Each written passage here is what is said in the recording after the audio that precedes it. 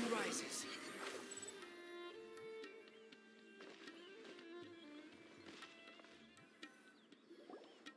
Good old caravan rebot.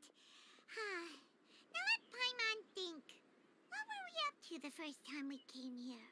Oh, Paimon remembers. Nahita's consciousness had been trapped by the doctor, but we followed the clue. So much time has already... Paimon just hopes this peace will last a long time, and then Nahita won't have any more new problems to deal with. Yeah, guess you're right. Come to think of it, maybe it's all because of you. Maybe you're just a magnet for trouble. Huh? Me? Before Paimon ran into you, Paimon never ran into any trouble. Anyway, for Nahita's sake, maybe we should think of... Ah, look who it is. Running into you in a place like this? I can see you two still love wandering around. Oh, it's Dia! Since when are we just wandering around? We're usually taking care of some serious business. Even though it may have nothing to do with our journey. But never mind that. What brings you here? I just finished a commission in the desert for a usual client of mine. Nothing too interesting. Just escorting a shipment of goods. I'm on my way to report back. That's when I saw you two all the way over there, chatting away. What were you two talking about anyway? Huh? You serious? Can't say I saw that coming. But you are travelers after all. I guess you'd never stay for too long in one place. Bumping into you like this will become a rarity. I'm starting to feel sad just thinking about it. Hey, how about I gather a few mercs to escort you two? Thanks, but no need. Oh, Paimon had no clue you'd miss us so much. But don't worry, we'll come back to see everyone when we get a chance. Sounds good. All you need to do to get to Fontaine is cross this stretch of desert and navigate some waterways. Knowing you two, I'm sure it won't be anything you can't handle. So, when are you leaving? Oh, wait a sec. Paimon just remembered there are still a few dishes in Sumeru that Paimon hasn't tried yet.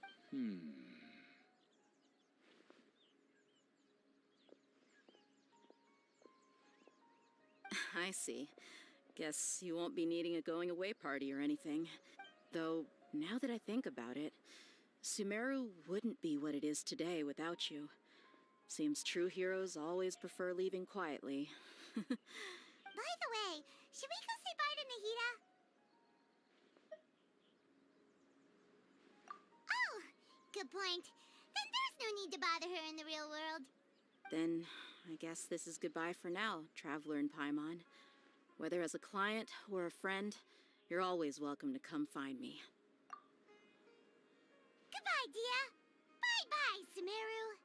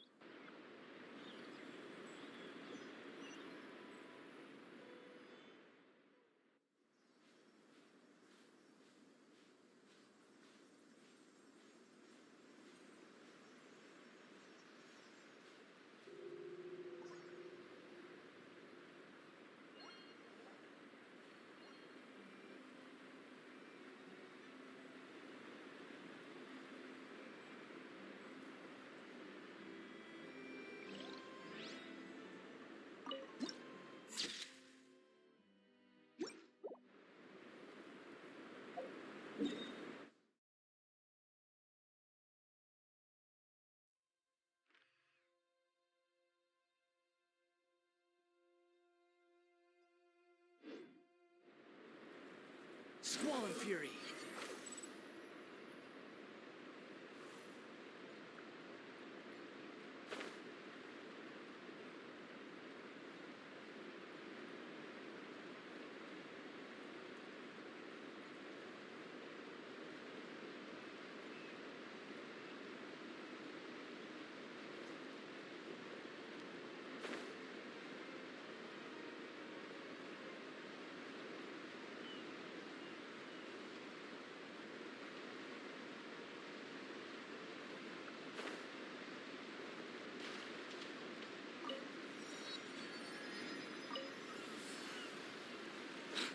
following me.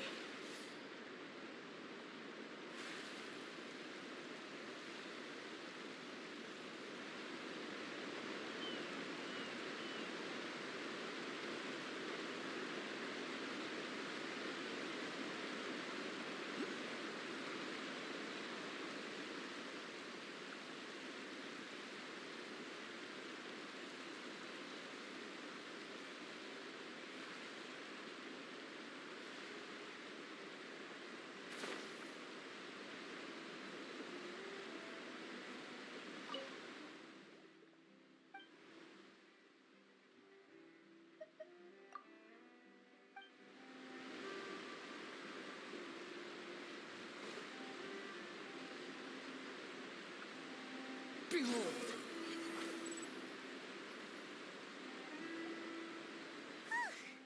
After crossing all that sand and water, we finally made it! Oh, this must be Fontaine's port! Wow! Everything looks so advanced in Fontaine! Paimon's heard that the industry here is extremely developed, and there are all kinds of... Just seeing the sights as a tourist is nice, but maybe it would be better if we found something to do. What do you think? Good idea! Nahida gave us loads of useful information. Seeking out the Seven is probably still our best source for information at this point.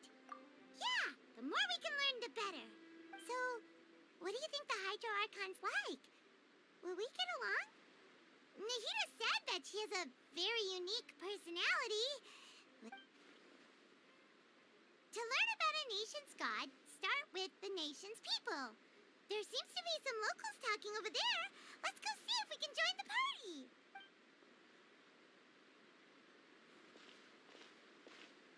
If you ask me, it's a tragedy how things ended for him. Clearly, he was a pretty decent person. Yeah, I didn't expect that kind of ending for him. I thought he would at least fight on a little longer for his family. I was expecting a sudden plot twist, but it's a pity that it never happened. Still, his story is quite the tearjerker. Excuse me. Can I help you too? I couldn't help but notice you standing here listening. Hi. We're travelers new to Fontaine, and we had something we wanted to ask, but you seem to be really busy talking about some kind of play, so we didn't want to interrupt. Play? Oh, no. We're talking about something that really happened. In fact, it's a case that was just heard a few days ago. Really? Like, a real trial? But the way you were talking about it and the words you used just now made it sound like some kind of story. Well, good tales are often based on true stories, aren't they? And what you see in reality may also be someone deliberately putting on an act while harboring ulterior motives. Whether something is true or not simply isn't that important. The main thing is whether the story being acted out on the stage is splendid enough. Oh, but it looks like you're not from around here. You probably don't know that the Fontaine Court of Justice is called the Opera Epiclese, or more commonly known as just the Opera House. But, shouldn't court cases be treated a little more seriously than that? No worries. Other visitors to Fontaine have wondered the same thing. You could say that we just don't want to waste the moving stories behind those cases. And as for your worries about whether the cases are treated with due reverence, we have the absolutely just and honorable Chief Justice Neuvillette, as well as the Oratrice Mécanique d'Analyse Cardinal, a machine created by the Archon. Between the machine and the Chief Justice, false charges and injustice are a thing of the past now. Oratrice? Is it some kind of machine, too? Oh, Paimon's curious. We should check it out if we get the chance. Wait, Paimon almost forgot to ask you our question. Do you know what we should do if we want to meet the Hydro Archon? Oh, that's easy. Just go to the Opera House. Lady Farina practically lives there. You could definitely say it's her biggest passion. I think what they mean is that they wish to speak with the Archon personally. In that case, I'm afraid it's going to be a tad more difficult. You'll have to make an appointment well in advance, and it'll depend on whether or not she has any time slots available. Huh. Is the Hydro Archon super busy taking care of official stuff? Wait, didn't you say that she she's always at the Opera House? No. Lady Farina seldom takes an interest with the nation's affairs. The reason it's difficult to make an appointment is simply because she's incredibly popular. That's right. After all, she is the Archon.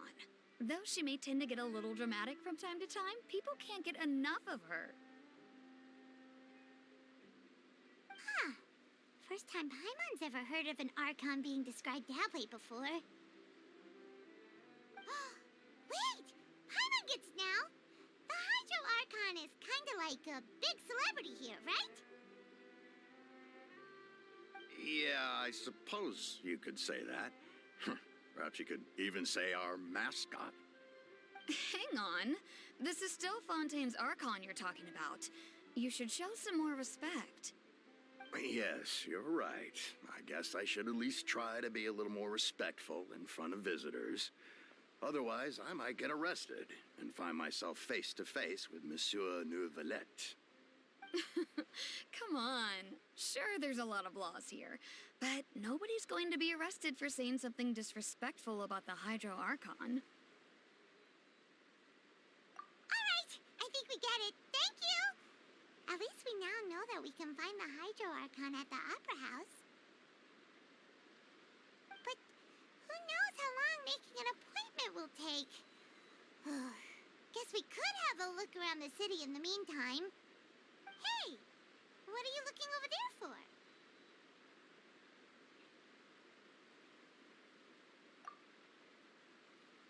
Huh. Maybe something's the matter. She isn't going to jump into the water, is she? Maybe we better go check on her.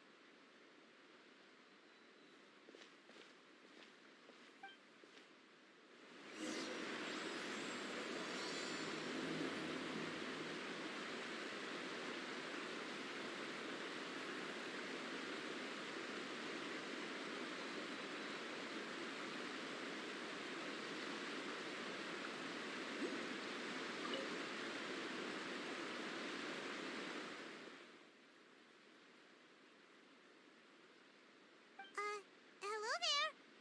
Excuse me. Are you all right? Huh? Ah, I'm fine. Thanks. Oh, okay then. We just noticed that you seem to be worried about something. About many things, actually. But there's nothing I can do but just keep my troubles to myself. I was just reminiscing about a place my brother and I would play when we were kids. It was just atop that hill over there. See? You're pointing at the sea. Wait, are you saying that you and your brother lived in the water? No, people call the waters around Fontaine a sea. It's actually just an inland lake that's filled with fresh water. And no, I can still see that hill clearly in my memories. Now, it's been completely submerged. He would skip and jump, tossing sand in the wind. The sun shone brightly, and the air was filled with the scent of the sea. But now, the water is gradually swallowing our memories. It won't be long before it swallows us. Sorry. Paimon doesn't really get what you mean. I don't believe we've had the pleasure of meeting. Are you Lynette's new friends? Oh, and you are? Thanks for looking after my sister. She often comes here to reminisce about our childhood, that's all. There's no need for any concern. Allow me to introduce myself. I'm Linny, and this is my sister Lynette. If I had to guess, I'd say you must be travelers from abroad. Nice to meet you. Paimon is Paimon, and this is the Traveler. We just arrived in Fontaine. We were just talking with your sister. Even though we didn't really get what she was saying. I see. It's unusual for Lynette to be so willing to talk with anyone. In fact, she seldom speaks at all. I'm usually the only one she ever talks to. Oh, really? Then you two are just like us. Paimon's always the one talking for some reason.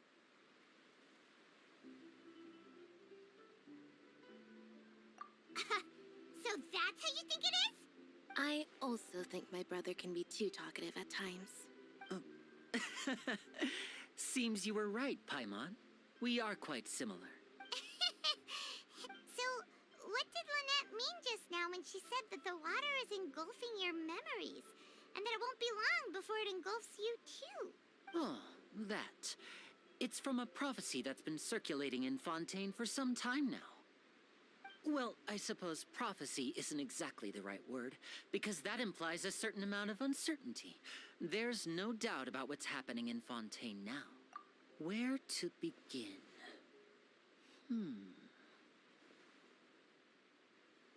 Let's put that question on hold for a moment. We still haven't formally greeted each other yet, have we? Did all the introductions earlier not count? Hello, traveler.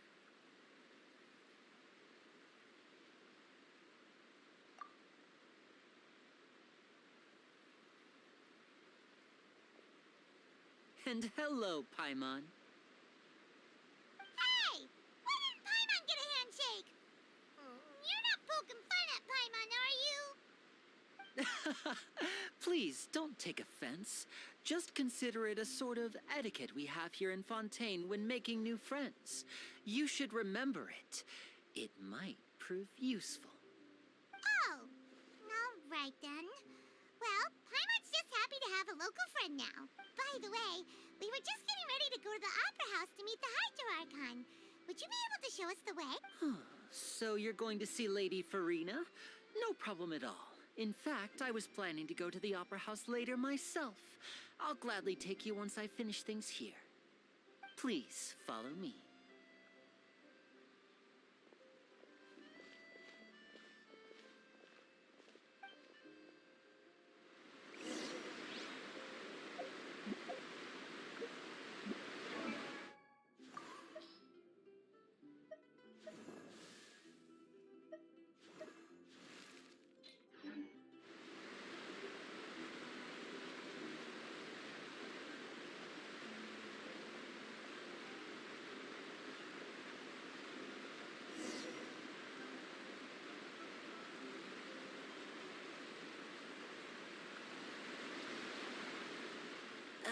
You said you were going to see Lady Farina?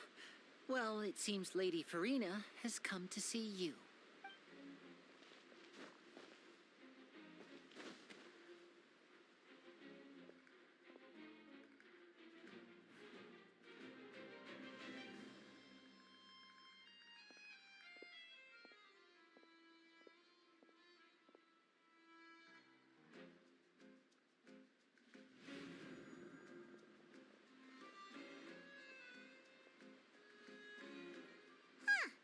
So, she's the Hydro Archon?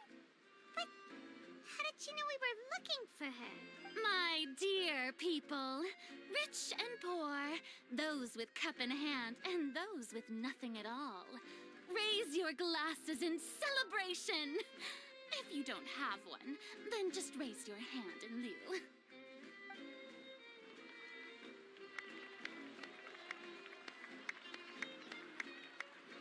As you can all see, two unfamiliar travelers have arrived in our nation. Come, let us make a toast in honor of this traveler and his companion who have journeyed here from distant lands.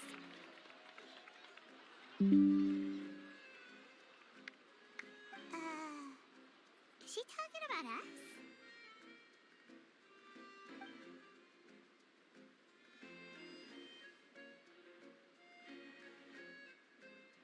I've long heard of the turmoil and chaos you've left in your wake as you visited other nations. But I welcome you nevertheless. No, I have come to receive you personally. Fear is for insignificant cowards. I am a god, and I will never entertain the notion of such meaningless wariness. You can be rest assured, I see clearly your sincerity. Of course, seeking an audience with me is the most sensible thing to do. It will allow you to truly behold my power and witness my authority. Intelligent people always gather under the correct banner. I, Fosalor, hereby welcome you to the nation of Hydro and acknowledge the value and significance of your trip. Now, You may rejoice in this. Yeah, Paimon still can't believe it. Feels like we've only been here for a few minutes. But the Hydro Archon's entrance was, how should Paimon describe it? A little over the top? Miss Hydro Archon? How did you know we were coming?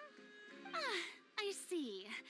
As Outlanders, you inevitably lack even some of the most basic understanding. Don't forget that even the gods can be divided into the mediocre and the excellent. I suppose it's only natural for you to be awestruck by my abilities. You had best stop and consider. Do you really have the noble qualities and etiquette necessary to communicate with a god? All it takes is a flick of my finger for me to know everything about you. Whoa. Talk about sounding high and mighty. Oh? What's with these looks? Perhaps the welcoming ceremony still isn't enough? What else should I say then? Is she waiting for us to start talking? Wow, I didn't expect to see Lady Farina here. What a surprise! Wait, does this mean they're the legendary blonde traveler? How did I not notice before? Hey, what's all the commotion? Oh, is that Lady Farina? Is there some kind of drama going on? Of course. That's the blonde traveler. The one all those stories are about. Lady Farina came here to personally see him. Oh, I bet this is going to be the duel of the century. Ooh, I've got to see this. I knew Lady Farina would never disappoint. Yes, but don't get too excited now. My dear believers and spectators alike tend to get quite rowdy, and despite the noise, I've come to tolerate all their ruckus. You may consider this my reward to all of you. I have determined that there will be an epic duel between myself and this traveler from another land, just as you were hoping to see. Now she wants to fight? Aren't we getting a little ahead of ourselves?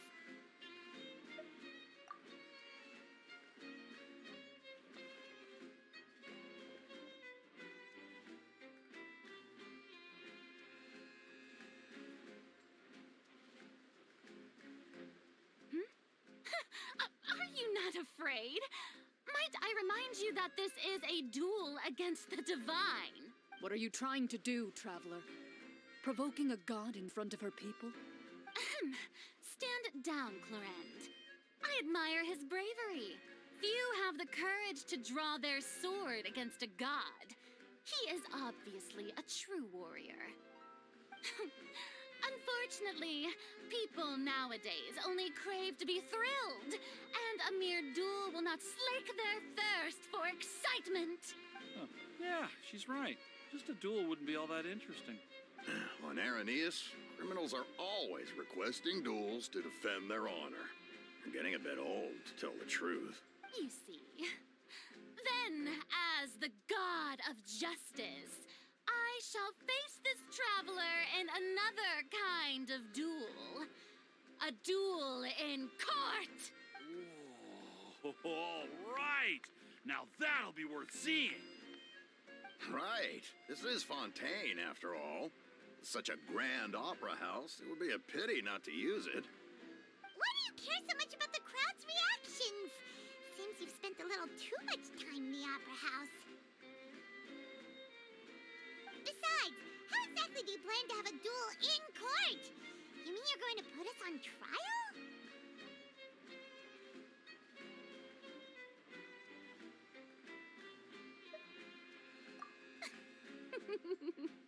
Oh, we have reason to put you on trial. It's obvious, isn't it? Permitted to release any flying objects within Fontaine city limits during the first 3 days of each month. You are clearly guilty of violating this law, no? Oh, so that's what they've done wrong. That's our Lady Farina. No one knows the laws of Fontaine like she does. You call that obvious? What kind of law is that? Wait, flying object? You mean Paimon? Precisely. Now, if you two have no objections, then in the name of the Hydro Archon, I order your arrest. My apologies, Lady Farina. I don't mean to spoil the fun, but if you would allow me to interject, I don't think that Paimon here meets the definition of a flying object. You tell her, Linny! Finally, someone who's not crazy. How could anyone call Paimon a flying object? Ah, great magician Linny, my beloved citizen. I'll permit you to object, but how exactly do you plan to prove your claim? As a magician who just rained on your parade, I naturally should shoulder the responsibility of saving the show. So, with such an audience gathered here, allow me to perform a trick for everyone.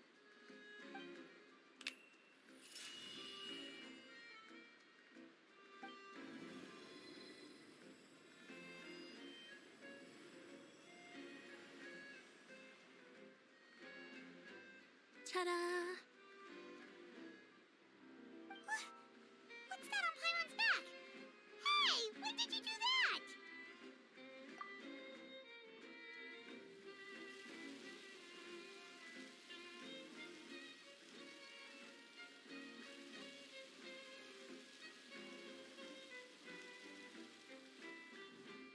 There. As you can all clearly see, Paimon should be classified as, well, something like a balloon. This rope has been in the traveler's hand all along. It was just that no one could see it before. Huh? You call that magic? You've got to be joking. I thought it was pretty good. Nice one. Huh. I'm not sure what to think. It seems Lady Farina's charges no longer hold water.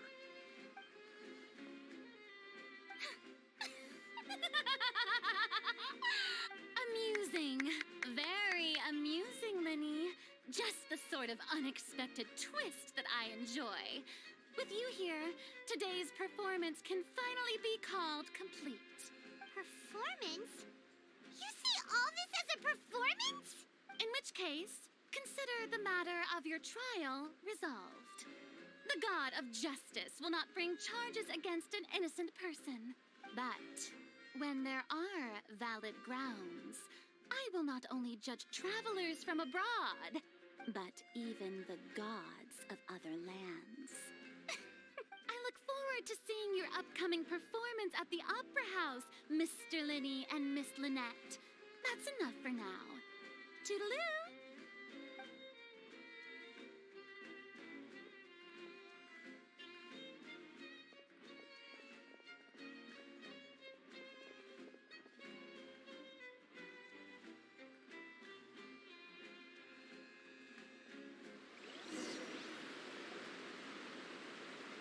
And just like that, she's gone. Well, that's the most unpredictable Archon Paimon's ever seen. You never even had a chance to ask her anything. But that's a problem for future Paimon. That whole scene just now was really... Don't mention it. I just happened to remember that there was such a law, so I did a little preparation, just in case. I didn't think it would actually come in handy. So, now do you see what kind of god Lady Farina is? She can be a bit confusing at times, but she is still amenable to reason.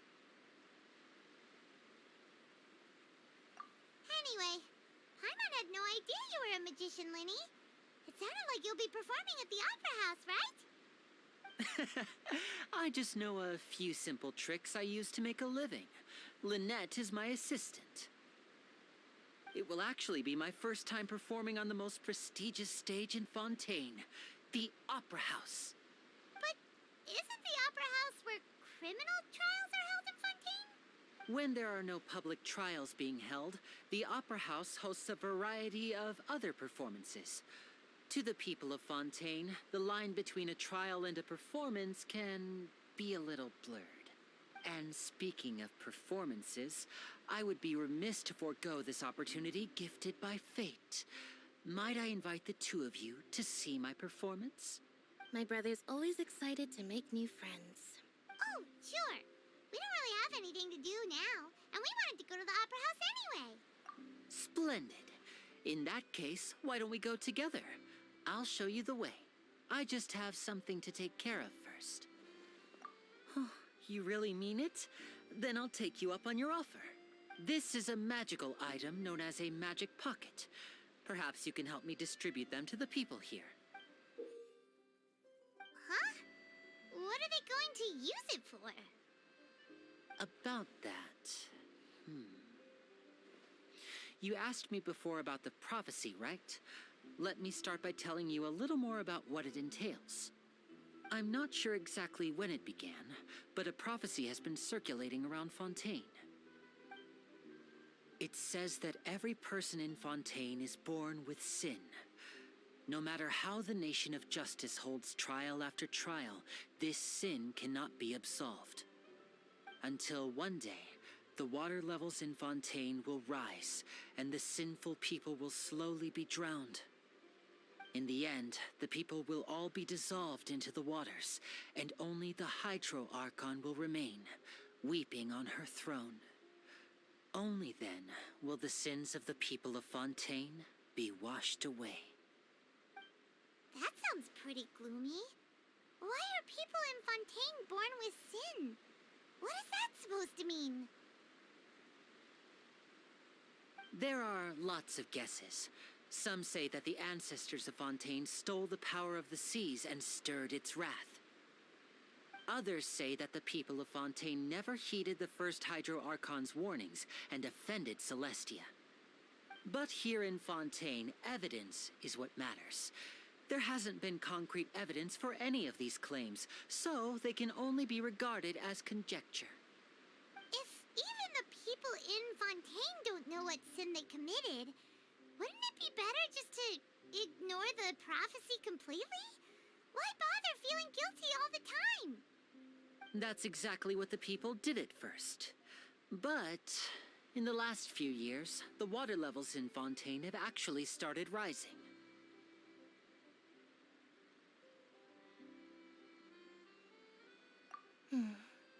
Many places have already been completely submerged, and now lie beneath the sea. Many people carry on with their lives as before and shrug it off as a natural phenomenon. But my family and I think that the people of Fontaine shouldn't ignore the possibility, which would end up sentencing them to death. We hope that at least the people who reside near the waterfront can move away before it's too late. So, we've started distributing magic pockets to them. As a magical item, these magic pockets have astonishing capacity. I'm sure they will come in handy when people are moving their belongings. Oh, Paimon gets it! It's like preparing for a rainy day! But this is more than a bit of rain.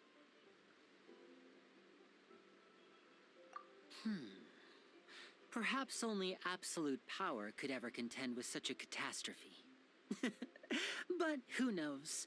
We're just tiny specks in the grand scheme of things. Now, if you'd like to help, then please give these magic pockets to anyone nearby. Be sure to convince them to take it, regardless of what they say.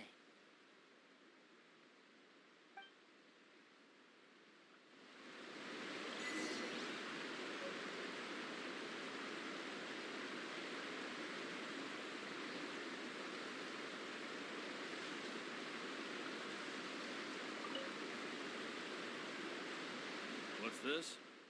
So you also... What? No, I believe in the prophecy. The story says that people once lived in the ocean, but as time wore on, people... So, if you ask me... Oh, we hadn't heard that one. All right.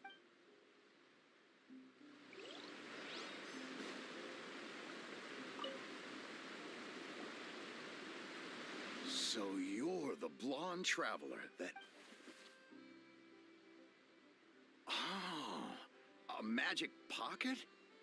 Thanks. Oh.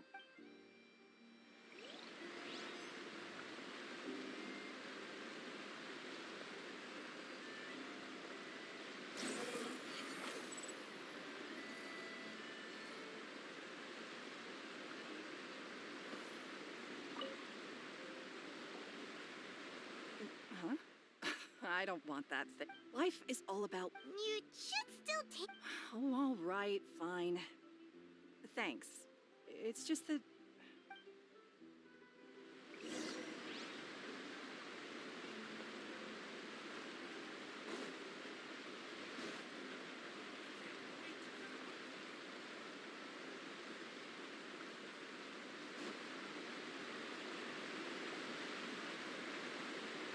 Oh, you already handed out all of the magic pockets? That was fast. So, what did people have to say? Yes, but that will change once disaster strikes.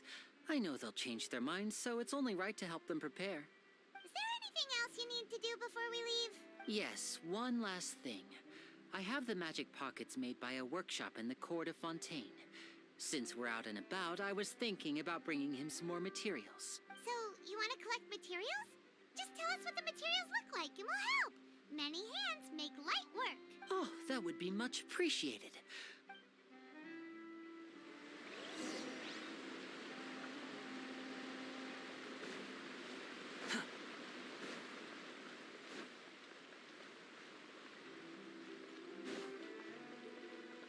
Quit following me.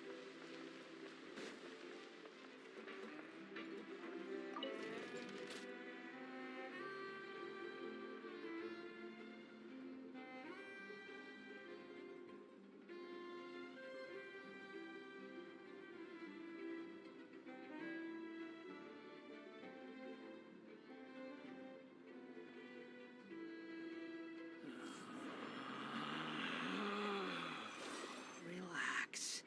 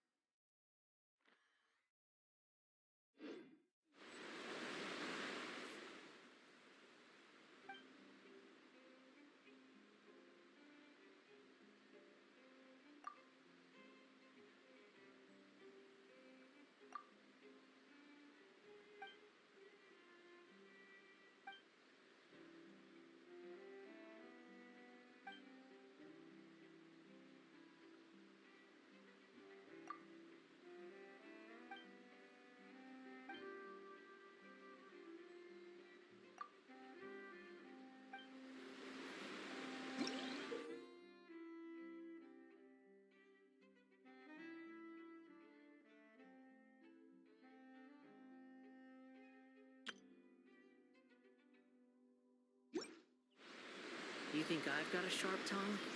I just tell it like it is. If someone can't handle it, maybe that's their problem.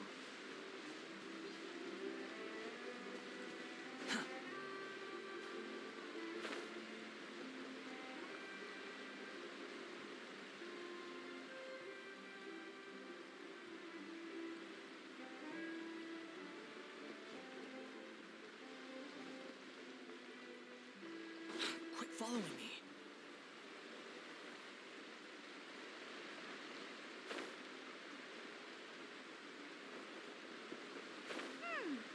It seems we have to use hydro to collect for maritime flowers.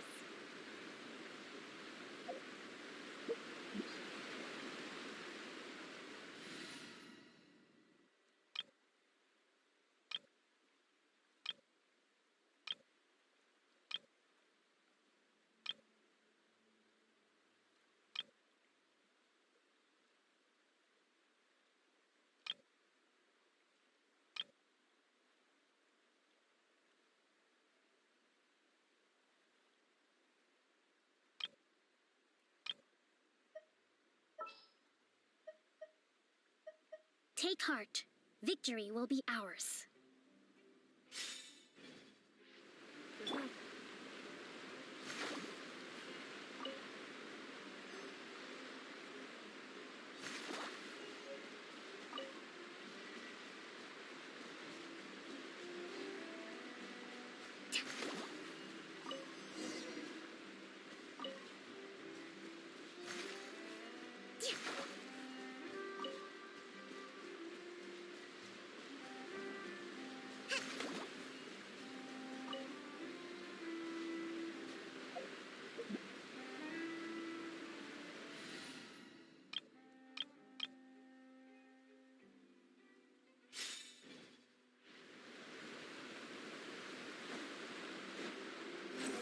Upon the gale.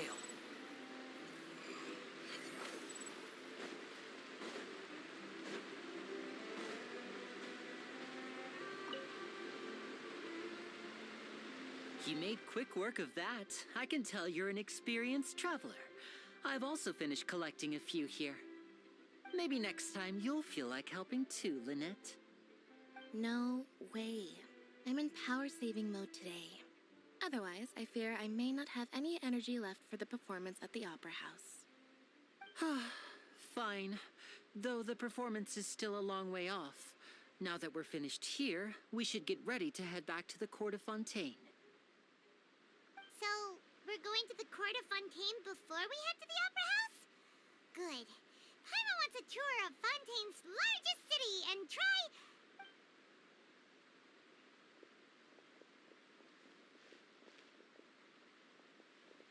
Wait, shh. Have you noticed that person over there? The young girl. Huh? What's wrong with her? Paimon didn't notice anything. She's obviously a thief. Magicians and thieves practice similar methods. We divert attention, and a distracted audience is one that won't discover what you're really doing. Watch her movements carefully.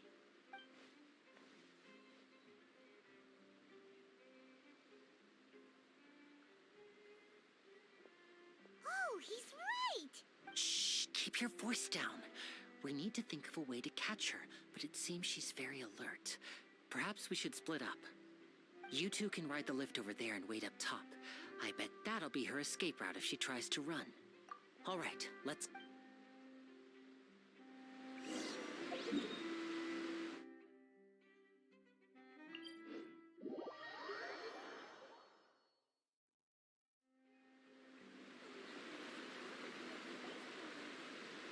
This is the spot where Linny wanted us to wait. Oh, look! Isn't that her?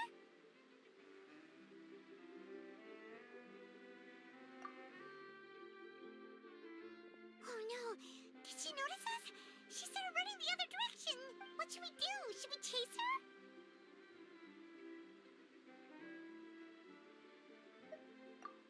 You're right. She might also be trying to lure us away.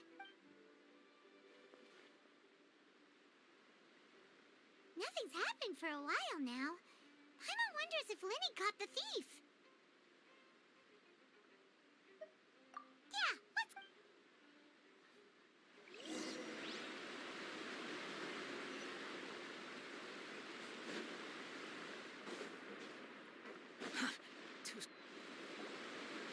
Are you sure that's all she took?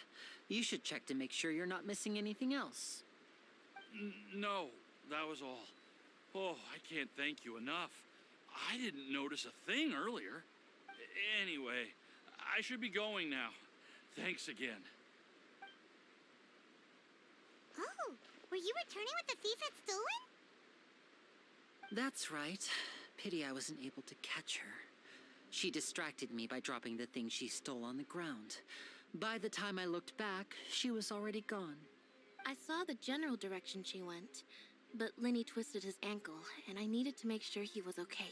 Oh, did you get hurt? I'll be all right. If you want to play at being a hero, at least try not to get hurt doing it. You're right, you're right. Sorry, Lynette. I have to admit that the thief was even more skilled than I had anticipated. But at least we were able to get the stolen items back, so it wasn't a complete failure. What a slippery little thief! Guess all right in the end, though. Livy's initiative paid off! All right, let's put this little detour behind us. We should go to the Court of Fontaine now.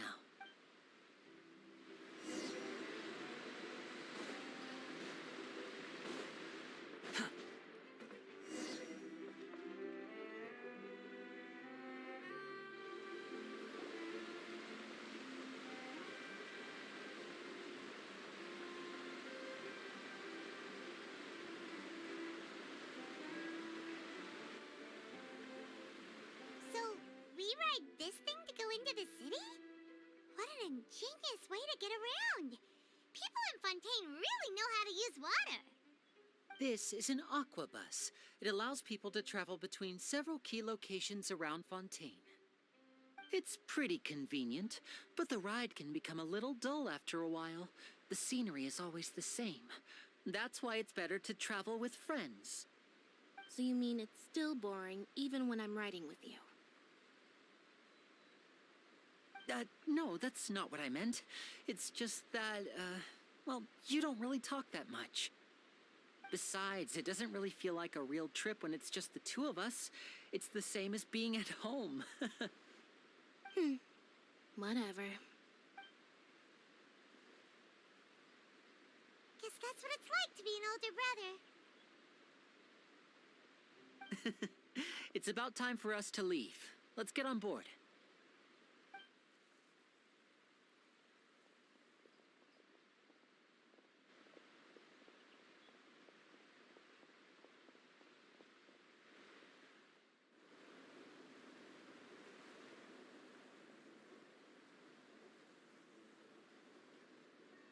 Huh?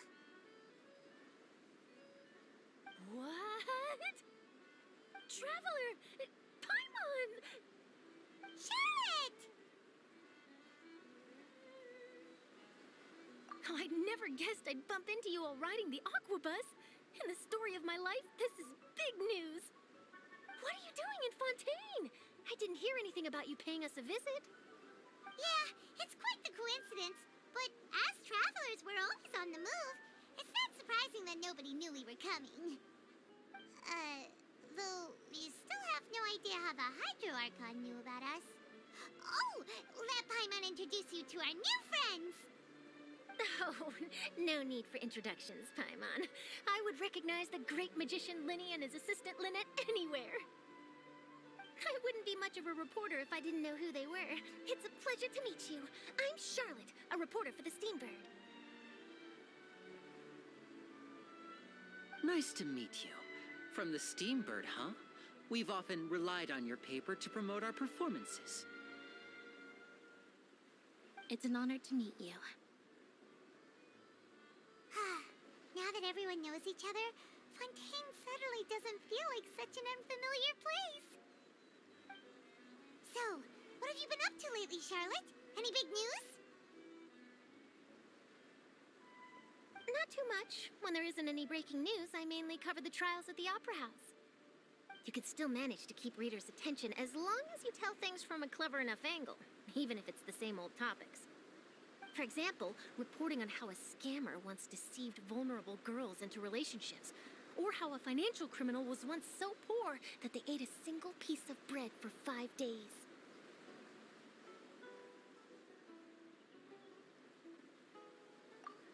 You're right. Seems you know me pretty well. What I'm really after is exclusive, sensational news pieces that could shake the country. These smaller stories are a waste of my talents. Oh, I just remembered. I've been following a case lately. Well, a series of cases, actually. You mean the serial disappearances of young women case? That's right. These stories are the talk of the town right now, and it's probably the most mysterious case we've ever seen. If I'm the first with a draft ready to publish when the case is finally cracked, and it's the headline story in the Steambird, oh, when that happens, I bet all the other reporters will shed tears of envy. I've already gathered all kinds of materials. I just can't wait for the truth to be revealed. So, what is the serial disappearances of young women case? You mean the culprit hasn't been found? That's right. The first missing girl case happened almost 20 years ago. And ever since, after a period of time, another girl disappears. What the cases have in common is that the girls are all of a similar age, and that they've all vanished without a trace. But the scariest part is that to this day, none of the girls have ever been found. Many suspects have been arrested over the years in connection with this case, but shortly after each arrest, another disappearance would always happen.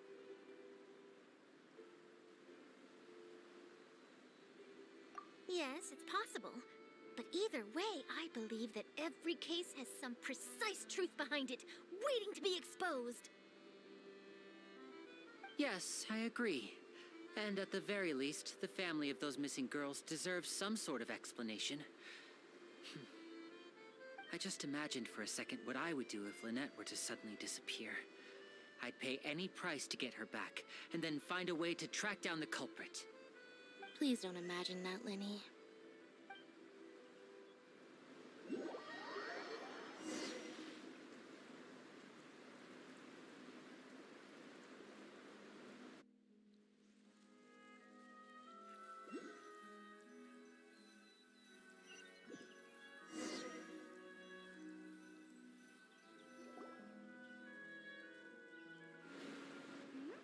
Hey, we're almost there! Look!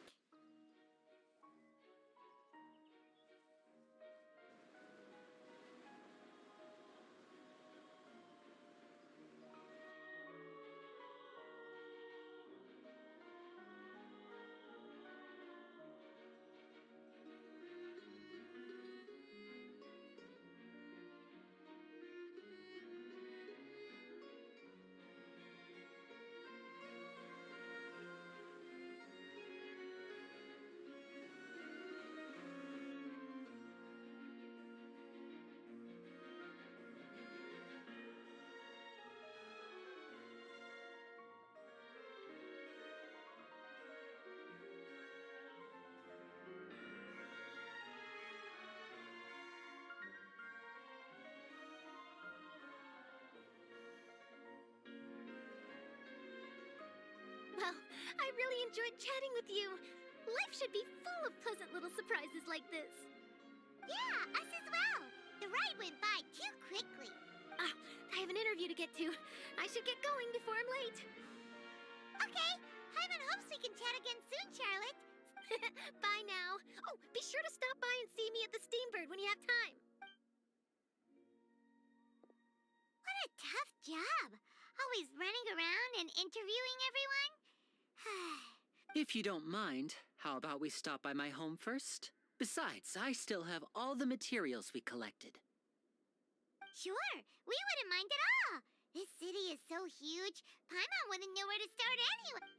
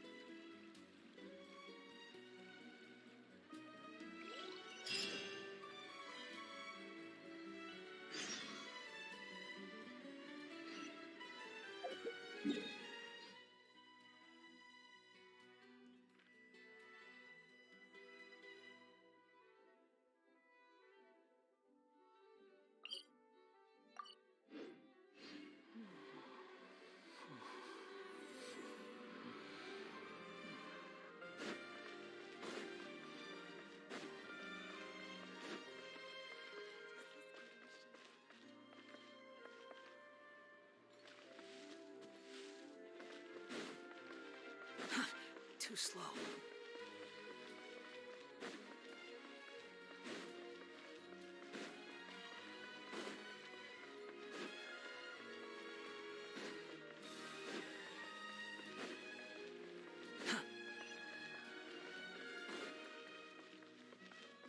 Squall and Fury.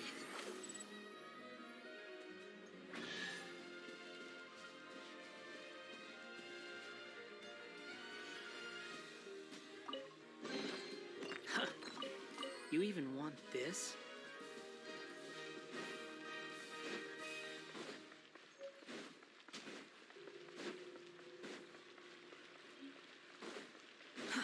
Too slow.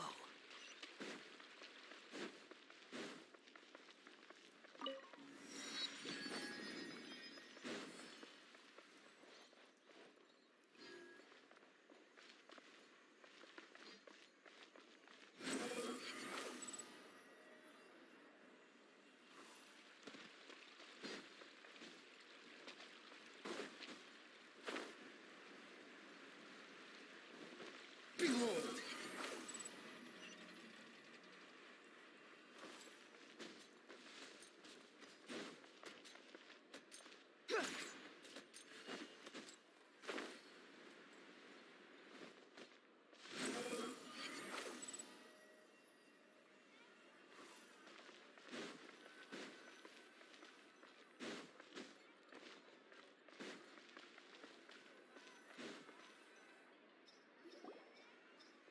This is our current abode.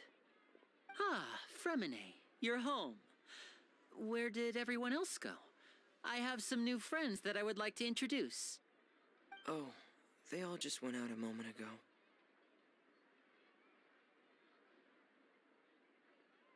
I see. Everyone is getting busier now that Father will be returning soon. I suppose that can't be helped. Allow me to introduce you to my little brother, Fremine. He is a phenomenal diver. Hello. Nice to meet you. Paimon is Paimon, and this is the Traveler. Oh, you sound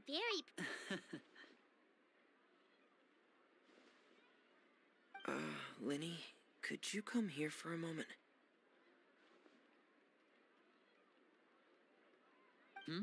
What is it, Fremine?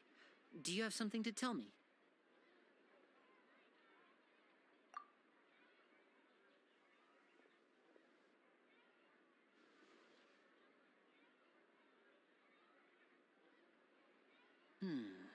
Okay, I see. Is everything all right? Oh, it's nothing. We were just discussing a little housework. Sorry for the interruption. Oh, before I forget, the Traveler and I collected more materials to make magic pockets. Were you able to get any, Fremine? Yes, I went diving and gathered lots of materials. I was about to give them to you. That's our Fremine, always quick with the underwater work. All right, I'll take these to the workshop.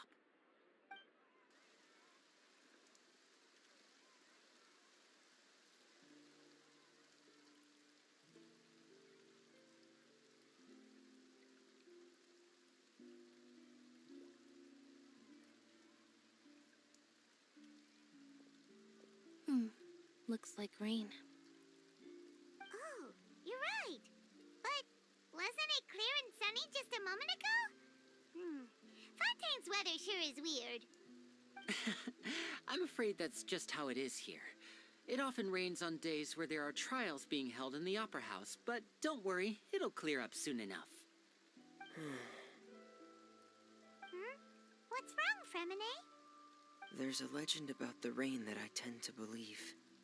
It's said that a dragon of water once resided in Fontaine. Though we don't know where the dragon went, every time it weeps, the skies will cloud up and pour out rain. When I was a child, my mother told me that if I wanted to go outside and play, I should yell toward the sky at the top of my lungs. Hydro Dragon! Hydro Dragon! Don't cry!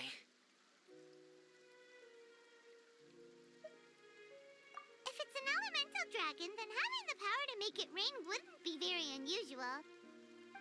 Let Paimon try something.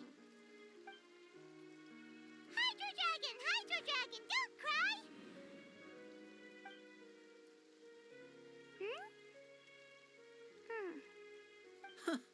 Doesn't seem to be of any use. It is just a legend after all. You know, you might be a more popular magician if you understood the concept of romanticism. Or could at least play along. Sorry, it might be because we've never met the Hydro Dragon. Perhaps it can't be comforted by the words of strangers.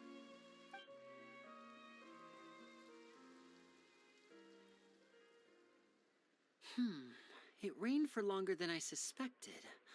Oh, it's already getting late. Was there something you needed to do, Linny?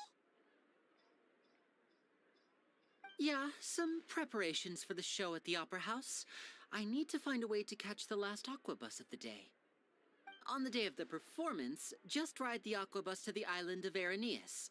I'll have Lynette meet you at the fountain in front of the Opera House. Oh, are you leaving now? What is it, Fremine? I'm in a hurry. Oh, I get it. You feel nervous delivering the materials for the magic pockets, is that it? Perhaps we could trouble the Traveler to help us take these materials to the Beaumont workshop and deliver them to the owner there? I'm afraid that Fremine can be quite introverted, and the boss there tends to be pretty talkative. Fremine has always been a little afraid of her. No trouble at all. Don't worry, we're on the case. Sorry for the inconvenience. I'm quite useless when it comes to such tasks. I'll think of a way to make it up to you. Oh, no need. This'll be a walk in the park for us.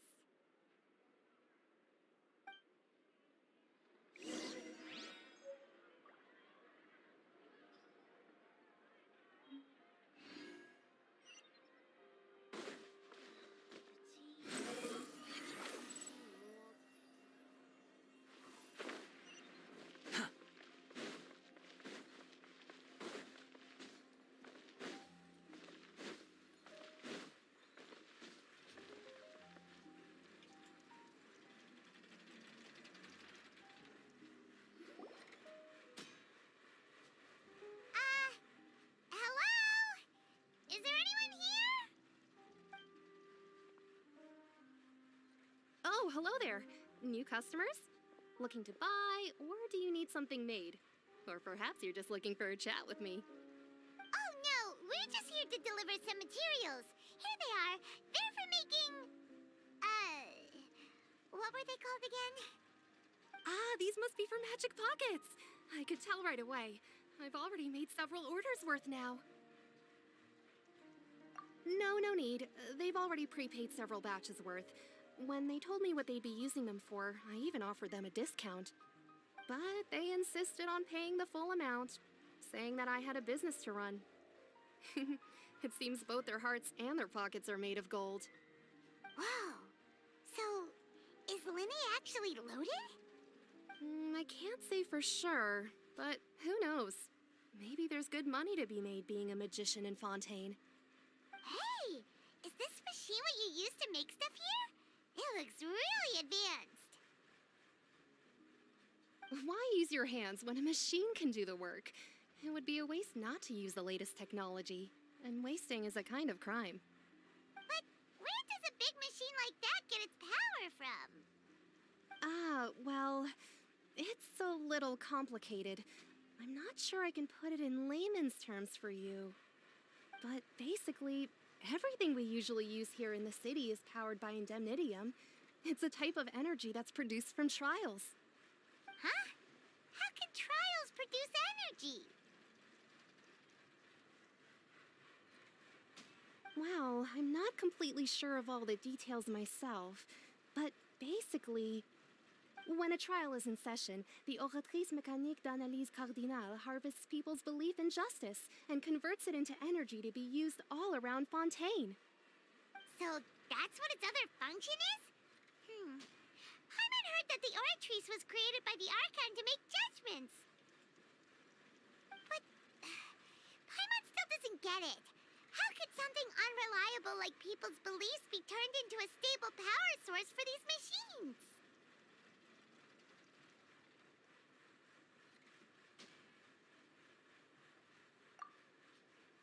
Oh, yeah! So that means the Hydro Archon relies on the machine machine to take the energy created by belief and turn it into power for all of Fontaine, right? Even though I've never heard anyone really put it that way before, it sounds like it makes sense. Besides indemnitium, we have another type of energy called pneumosia. It isn't produced by the power of the Archon, but it is unstable by nature. Even now, it still cannot be widely used by civilians. I thought I'd find you hard at work, but here you are chatting the day away. Since you're already talking, I'm sure you wouldn't mind a few words with me. You again? Didn't I already promise you that I'd have the more I owe to Confrérie of KemarTheKreator by next month? Why are you hounding me now? Yeah, but how do we know that you won't go running off by the end of this month? I want 50% today. Wait, no, 70%. Huh? You... Seems business isn't so great for the workshop. We've already finished our job and delivered the materials. Maybe now's a good time to leave?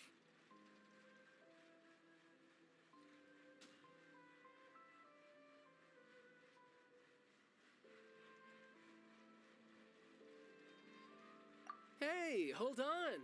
Before you go around trying to collect payments, why don't you settle your own debts first? If Confrérie of KemarTheKreator wants to poach clients from Northland Bank, that's fine.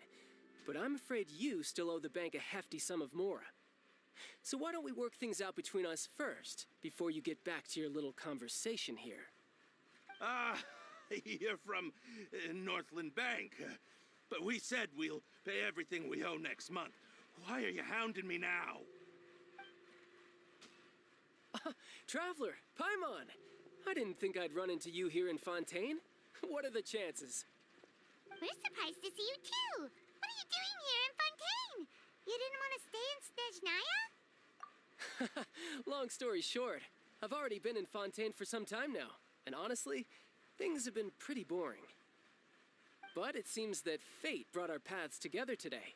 Not only will I have some good friends here now, but ones who always seem to find trouble.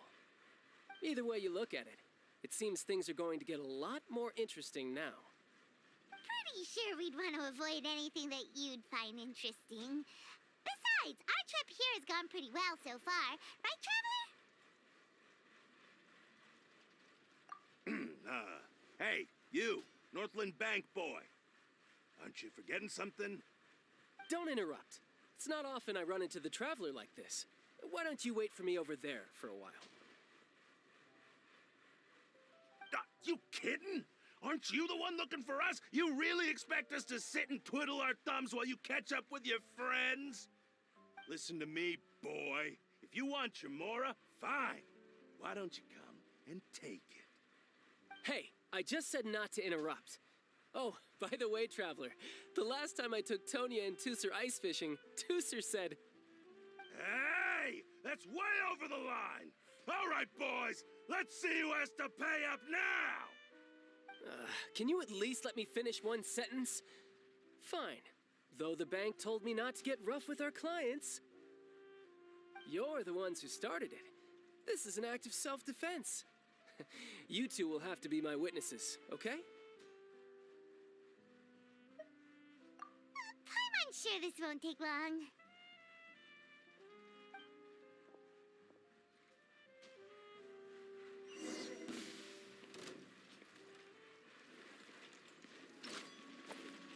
You can run, but you can't hide.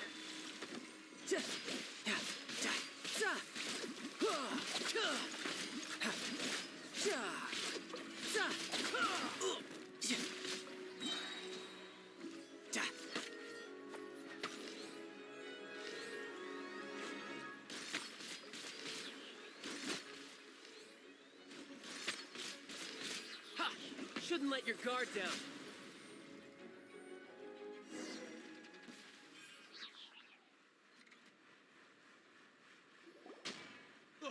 What's your deal, Brad?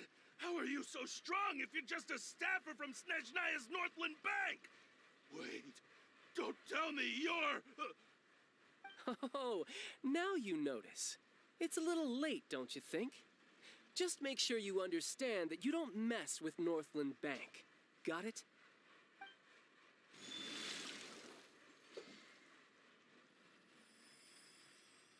Huh?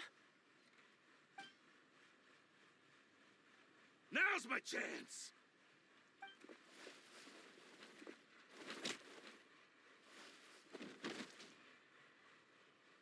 Huh. That was weird.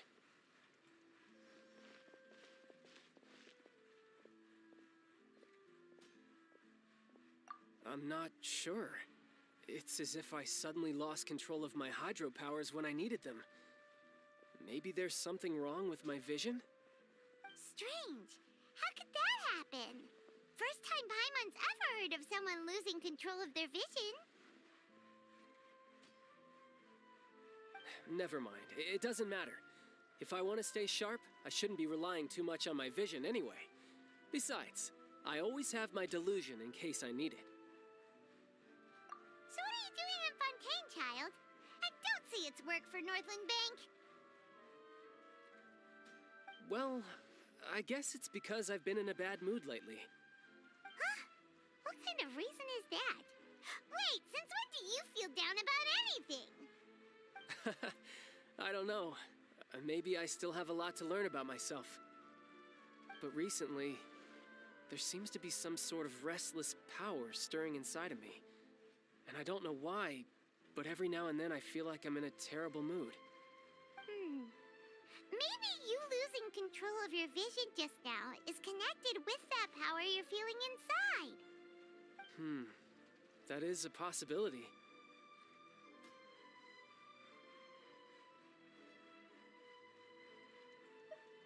I can't remember if I ever mentioned it before, but when I was 14, I fell into some unknown abyss. It was during that time I learned nearly all of my abilities. The one who took me under her wing and taught me was named Skirk. She was always quiet and very mysterious. Nobody knew where she came from or what she had been through, and she was always very strict when teaching me combat techniques. One time, I asked her why she was willing to take me on as an apprentice. From what I could make of her answer, it was because I had awakened it, and traces of it remained on me. She said that all my combat training would be useful in the future. But what is it? What did you awaken? She never explained that, but my guess is that it's related to a dream I saw when I had just fallen into that abyss. In my dream, I was in the deepest depths of the sea, and the boundless seabed was all around me. But in front of me appeared a whale that was so massive, I felt like I couldn't breathe. A whale? Oh, that sounds familiar! When we fought against you before, you summoned a huge whale that seemed to leap at us. Is that the one? That's just an abstract form of a whale that I create using my elemental powers. It takes that shape because the scene I dreamt of the whale has always been stuck in my mind. I'll never forget it. So you used the whale as inspiration for one of your moves? Huh. Seems a little twisted to Paimon.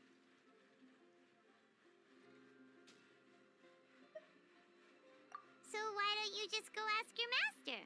Maybe she knows the answer. You make it sound so easy. Ever since the incident I experienced there, I've never stopped searching for Master Skirk and that unknown abyss. But it's been years now, and I've still found nothing. There isn't even a trace of the place where I remember falling into the abyss. Oh, it sounds like some kind of ghost story. Yeah, I'm out of leads at this point, but there's nothing more I can do. It seems that strange encounters in this world tend to be elusive like that. Oh, seems the time really flies when I'm talking with you. I just remembered I have somewhere else I need to be, so I should get going. What? More work for the Northland Bank? No, it's more of a personal appointment. Lately, I've been sparring with some of Fontaine's official champion duelists whenever I'm feeling bored. Official champion duelists? You mean it's their job to duel? Yep, in Fontaine, before a criminal goes to court, they're given one chance to defend their honor by requesting a duel with an official champion duelist. The champion duelists are all powerful fighters selected from among the nation's best. And the duel itself is a no-holds-barred fight with no specified stopping point. So engaging in such a duel is regarded as a symbol of defending your honor. If a criminal manages to win the duel, they'll be acquitted. But if they lose, they'll have no choice but to stand trial. And the worst-case scenario is that you're simply killed in the duel. Though it's rumored that Fontaine has a death penalty, from what I can tell, no one has ever been officially sentenced to death. So really, the only people who opt to duel are those who have suffered a grave injustice in being accused, or those who greatly value their honor. Otherwise, why gamble with your life? So, do many people actually get out of their trials by winning the duel? Apparently, it's exceedingly rare for anyone to actually win. Fontaine probably enacted this system as a way to show that the nation respects the honor of its citizens. Besides, none of the champion duelists are to be trifled with, which is exactly why I was itching to face them as soon as I got to Fontaine. Apparently, the one I'm meeting today, Clorinde, is the strongest of the champion duelists. I had been asking her for some time before she finally agreed to face me today. Well, that's Childe for ya. Paimon feels like we heard that name somewhere before. Clorinde. Oh, before I forget, I want you to have this. Huh? Your vision? You're seriously just giving it away? I'm just worried that it could become uncontrollable again. I'd be pretty upset if it got in the way of my duel, so I think I'll be better off without it for now. Besides, I just need you to hold on to it for a short while. I'll come retrieve it when I have some time later. Paimon knows what you're up to. You just want an excuse to come talk to us again, don't you? Whatever gave you that idea? I'll be in touch later.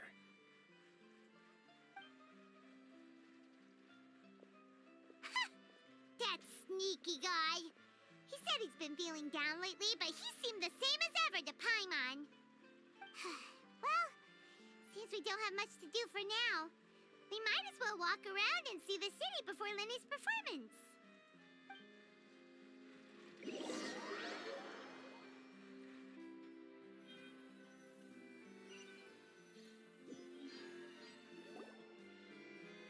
Wow! Who could have seen that coming? The reporter who was barely around for most of the story was the murderer all along! Sorry. Paimon was just surprised, that's all. The whodunits here in Fontaine are a lot different than the light novels you see from Yai Publishing House. It's so exciting to reach the moment when the mystery is uncovered. Oh, sorry about that. Hey, shouldn't we be heading to the Opera House to see Lenny's performance? Lenny said that the Opera House is on Aranias, so let's go ride the Aqua Bus!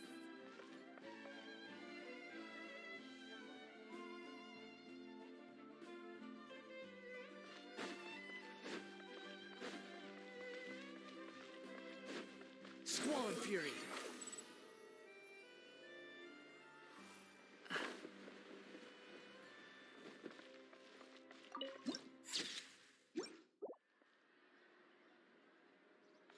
Behold!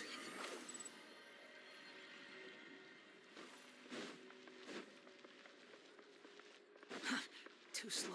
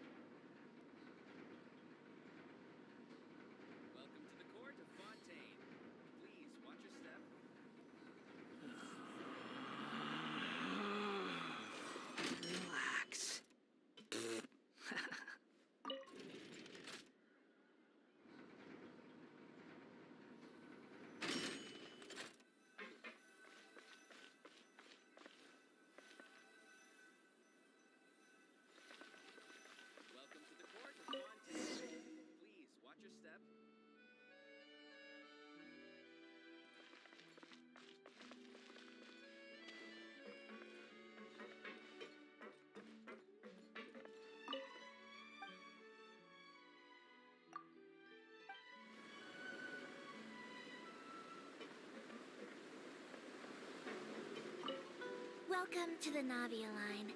I am Elfan. The boat will be departing imminently. Please do not stick your head, hands, or other body parts outside the boat. The Aquabus operator is not responsible for any accidents or injuries resulting from doing so. Also, please remember to buy the Steambird, though I don't read it myself. The destination of the current tour is Arenias. Points of interest worth visiting include the Fountain of Lucine and the Opera Epiclese. If you look to the left in the direction we are currently traveling, you will see the famous Fontaine Research Institute up in the sky. An experiment gone wrong turned new sightseeing opportunity. Human ingenuity truly is a wondrous thing.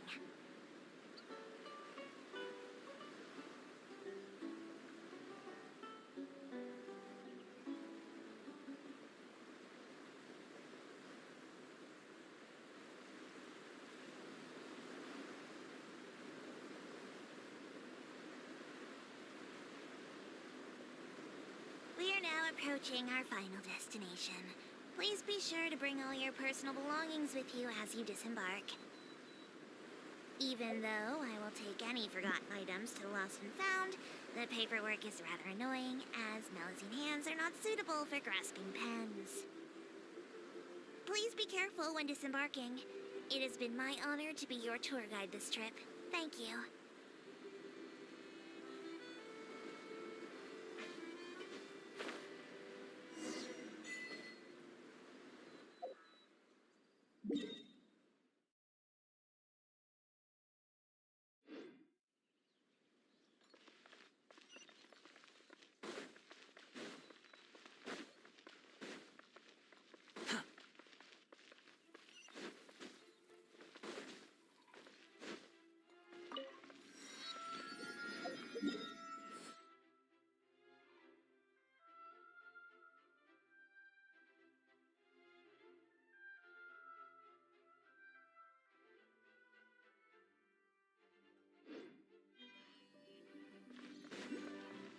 Squall Fury!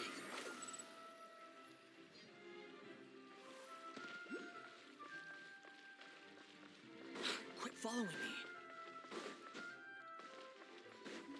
Behold!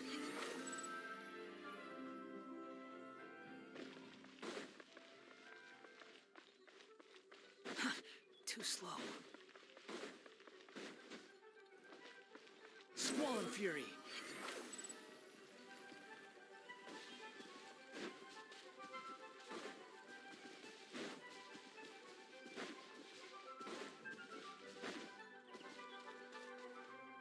The wind rises.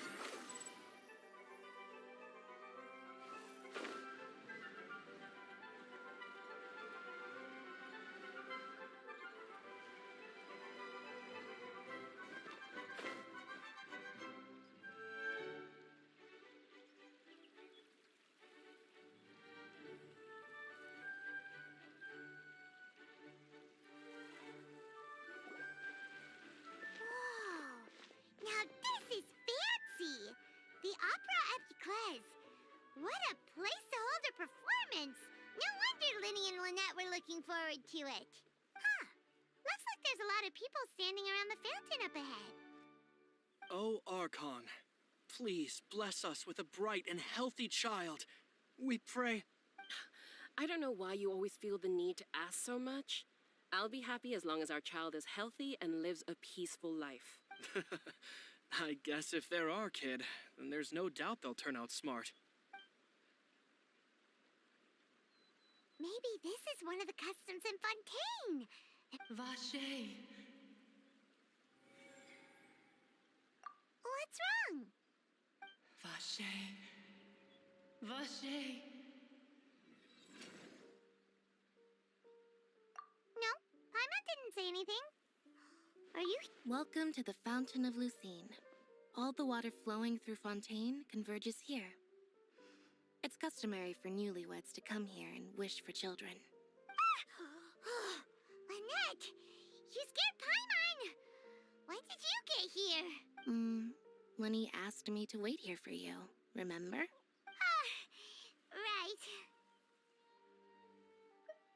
What do you mean? There are a lot of people here right now. Hey, you're not trying to scare Paimon, are you? Besides, it's the middle of the day. It's not the time for eerie thing. I see. I might be able to tell you something that could help explain the voice you heard. In fact, you might not be imagining things at all.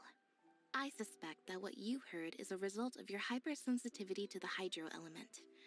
Others in my family have had similar experiences. It's because of his sensitivity to the hydro element? But what would hearing a voice have to do with elemental power? When do you cry, Paimon? Wait, what? What does that have to do with anything? Just answer me. When do you cry? When Paimon's really sad? Oh, and when Paimon's... Then you should understand that tears contain your most intense emotions. Like I just mentioned, the Fountain of Lucine is where all the flowing water in Fontaine converges. Even the tears that fall to the ground will eventually gather here. So maybe what you heard was the intense emotion coming from someone's tears. So, what did the voice say? If you were hearing their emotions, then Paimon wonders what happened to them. Rather than worrying about them, we should worry about my brother first. Don't let that calm look of his fool you. He tends to get pretty nervous just before a performance. So chatting with Linny might help him relax a little before he goes on stage. Oh, right. That makes sense. Let's go in and see Linny.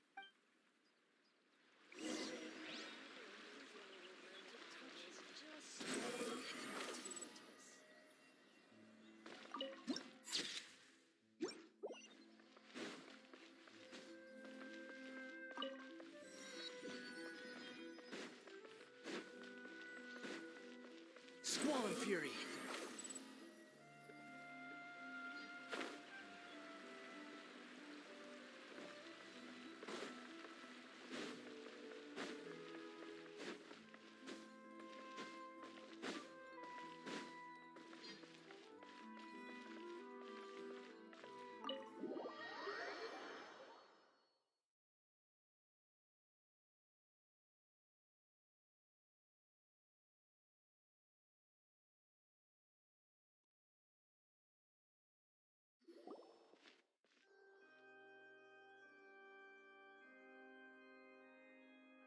Traveler and Paimon, good to see you.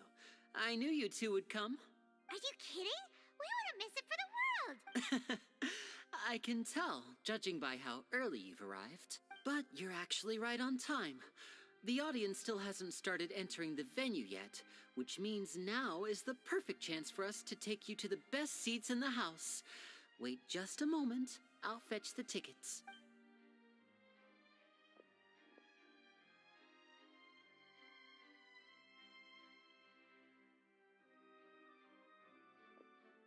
The Opera House has assigned seating, so you always have to make reservations. I've already reserved your seats, and here are your tickets. Ooh, front row seats! Thanks, Linny! Don't mention it. There's no need to keep thanking me. Hey, Linny! Could you come over here and take a look at this? Oh, I'll be right there. Seems there's an issue with the stage props over there. That's Cal, my assistant, calling me. I'll go lend him a hand. Yeah, we'll just go to our...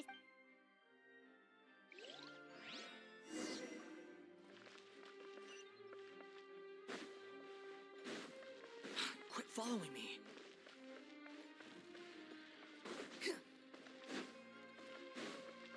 Behold!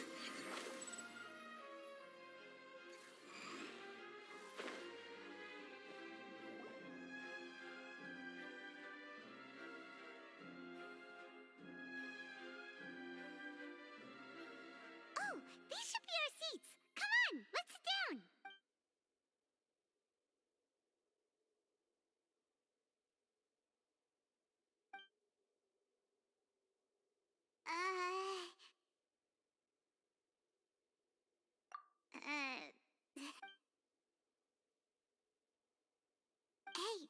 traveler. Maybe we should strike up a conversation with the person next to us. Since we're sitting Ah! You little... Of course you put this on Paimon. Excuse me, I did not realize you felt awkward. I am terribly sorry. I would be perfectly happy to chat with you if that is what you would like. Oh, so you heard all of that, did ya? Boy, you sure have good ears. Paimon thought she was keeping her voice down. Wait, that's not it. Paimon's... Sorry. Paimon's the one who was being rude, talking under her breath like that. So, let's talk, but, what should we talk about? Oh, Paimon's got it. You're also here early and sitting in the front. Are you a friend of Linny's, too? A friend, you say? Well, if Mr. Linney would like to be my friend, I would be more than happy to reciprocate. Oh, so you're not friends with Linny, then. Oh, this is getting more awkward by the second. Paimon nearly forgot to make her introduction. Nice to meet you. Paimon is Paimon, and this is the Traveler. We just arrived in Fontaine. It is an honor to meet you two. I have heard of your deeds across Teyvat, and as required by proper etiquette, I will also introduce myself. I am... Oh, Monsieur Nervillet. What an honor it is to have you here to see my show. Ah, Mr. Linney. I should say it is in fact an honor for me to see your performance in person. Wait, Nervillet? Could he be... I saw you all chatting just now, but it seems you still don't know who Monsieur Nervillet is. Allow me to introduce you to Fontaine's Chief Justice. That seat is always reserved for him. It wouldn't be too much to say that he's the symbol of justice and honesty here in Fontaine. Whoa! Sorry for being so rude just now. Paimon had no idea you were such an important person. No offense taken. Being Chief Justice is merely what I do for work. Nearly every person has their usual reserved seat, so I'm not so special, really. And by the way, I should probably let you know, even though I would prefer not to, there's someone sitting up there in the VIP seats that has been striking a pose for quite a while now. I believe she is trying to give you a most elegant and impressive first impression. So I think you should take notice of her sooner rather than later. Otherwise, she may become flustered.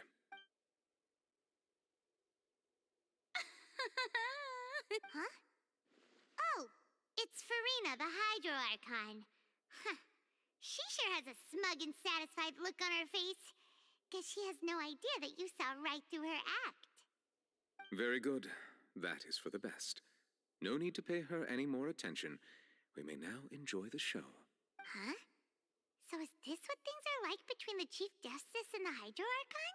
All right, please wait just a moment longer. I've pretty much finished my preparations, and the performance will start as soon as the audience has made their way to their seats. Yay! The show is finally about to start!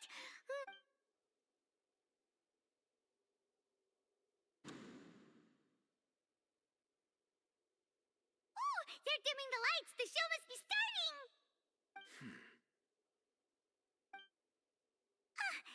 Sorry. Paimon will try to stay quiet. Welcome, one and all, to the Opera Epiclese. I am the star of today's show, Linny. And over here is my sister, Lynette, who will be working as my wonderful assistant. Please, let's give her a warm welcome. Hello, everyone. I know she may seem to be a little sleepy right now, but that's just a sign that she's nervous. Whatever. Now, some of you may be thinking, two vision holders who can freely manipulate elemental powers performing magic is not true magic at all. So, I would like to take a moment to assure you that elemental powers will have nothing to do with what you will witness on the stage today.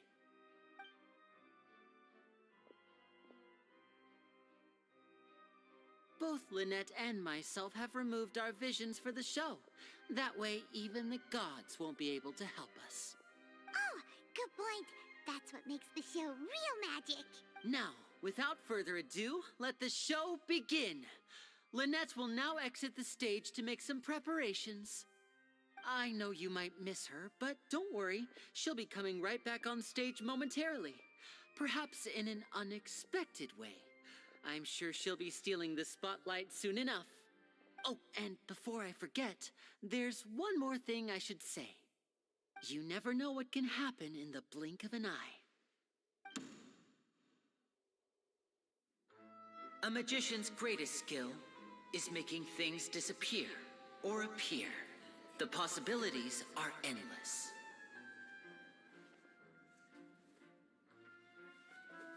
Huh?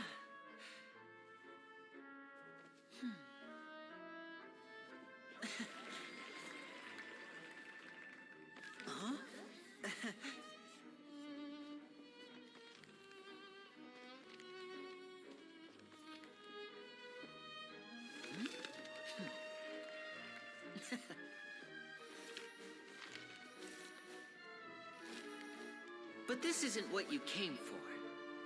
These little tricks, you've seen them all before. So it's time for something truly extraordinary, don't you think? This one's a little tricky.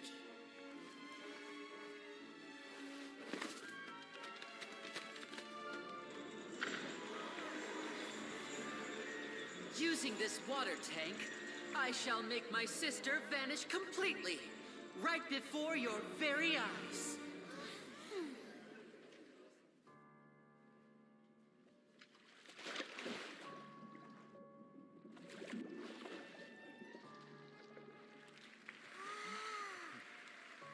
It's actually quite simple.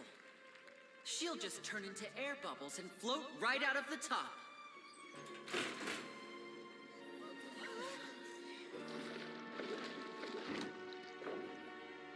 Oh no, I told them to check all the props carefully.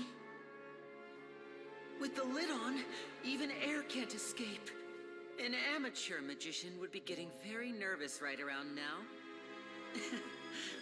Luckily, it's me on stage, so let me show you what a true virtuoso can do.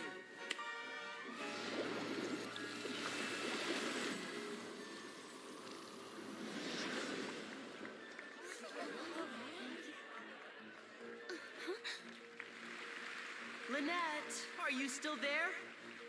Don't go too far. We don't want to use up all our magic. Hi, I'm back. Uh-huh.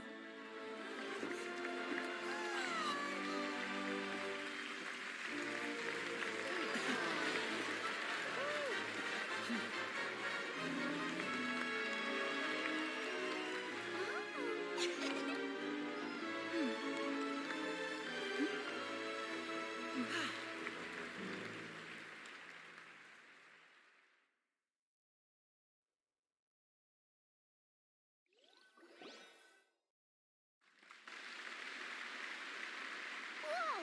What in the world just happened? How did he do that? Paimon didn't see him do anything. Wasn't Lynette inside the water tank? How did she disappear and then reappear out of nowhere? If we could see easily through his tricks, then that would mean that his skills are still lacking. To appreciate magic, you should focus on the show happening on stage, rather than getting caught up in trying to see that which has been intentionally hidden. Guess you're right. Paimon couldn't believe her eyes when Lynette reappeared.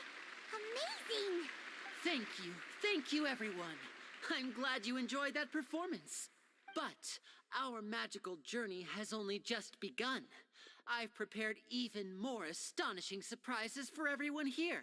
The magic of transformation and disappearance can go far beyond what you've just seen. I'm sure many of you are thinking that escaping the water tank was impressive enough. But Lynette is still my assistant after all. In which case, I have ample time to make all necessary preparations. So, for my next trick, I will require the participation of one lucky audience member. Please, if my assistants could bring out the magical boxes now. There are 2 boxes and only 2 boxes. One is here, and one is there in the aisle among the audience. I'm sure many of our clever audience members have already guessed our next magic trick. A swap! Our lucky audience member and I will each enter a magic box. After 1 minute, we will each emerge from the opposite box. Now please, everyone pay very close attention to the box you see here. Don't give me any chance to make a move. Wow, how's he gonna do this? Hey, do you think this is all magic tricks, or does Lenny have actual superpowers? The lucky audience member will be generated by this random number selector. It selects numbers entirely at random. Even I don't know who will be chosen to participate. Now then, let's begin. Let me see. Oh, row 7, seat 3. Congratulations! You now have the chance to experience magic firsthand for an entire minute. Please, come forward. My assistant will take you beside the magic box. I'm sorry, it might be a little cramped inside, but no need to feel nervous. We've carefully arranged everything for you to be as comfortable as possible. You don't need to do anything, but no matter what strange things may happen, don't come out of the box. If the magic is interrupted, who knows where you might end up? You might even find yourself in the Fortress of Meripede. Oh, okay. All right. Before I enter the magic box, there is one more thing I need to ask the audience to do. Could you all give me a countdown? Like this. 60, 59, 58. Just keep counting down. You can go a little faster or slower if you like. I won't be able to see anything in the pitch black box, so I'll be relying on your voices to know when time is up. Oh, and no tricks now. If you quickly count from 60 in just 30 seconds, then I'll be in a tough spot. Ooh, Paimon kinda wants to count faster after hearing him say that. No, that won't do. I can see it in your eyes. You still can't be trusted. Let's practice together. Come on, repeat after me. 60. 60, 59, 58. That's right, perfect. Keep it going. All right. 54, 53. Why aren't you counting, Neuvillette? I am counting in my head. I think things are exciting enough in here as it is. Merely a consequence of my identity and personality. Do not worry about me. Just enjoy the show. Oh, all right. You look so serious that Paimon thought you might be feeling uncomfortable or something. 40, 39, 38! Mr. Linney, are you all right in there? Is everything ready? Yes, I'm fine. I'm just double-checking the direction of the magic. It would be a disaster if we get sent to the wrong places. For example, midair right above the audience. Even though he's saying that, Lenny doesn't seem nervous at all. What was that noise? Did you hear it too? Not sure. Anyway, 25! 24! What's wrong, Mr. Linney? I can still hear you moving in there. I seem to have accidentally knocked over a decoration. Never mind the decoration. No, that's unexpected. 19! It feels like you're all starting to count faster, but that's all right. I know it's 10 seconds and change. 10! Almost there now. 8! Swapping two people is harder work than you might think. Even a master magician like me can't guarantee I'll get it right the first time. Hey, wait! Is this the back one? I can't tell. They both look the same inside. Huh? No, that's not it. Try again. 7! Hey, slow down! Honestly. 5! 4! 3! Whoops! That doesn't count! 0!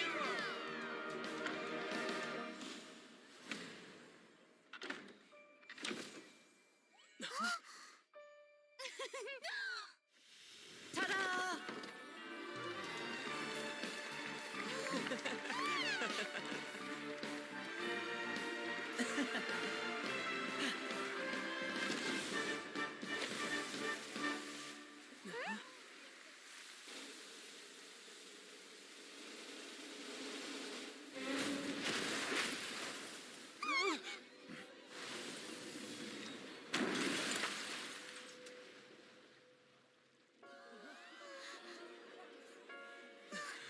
what happened?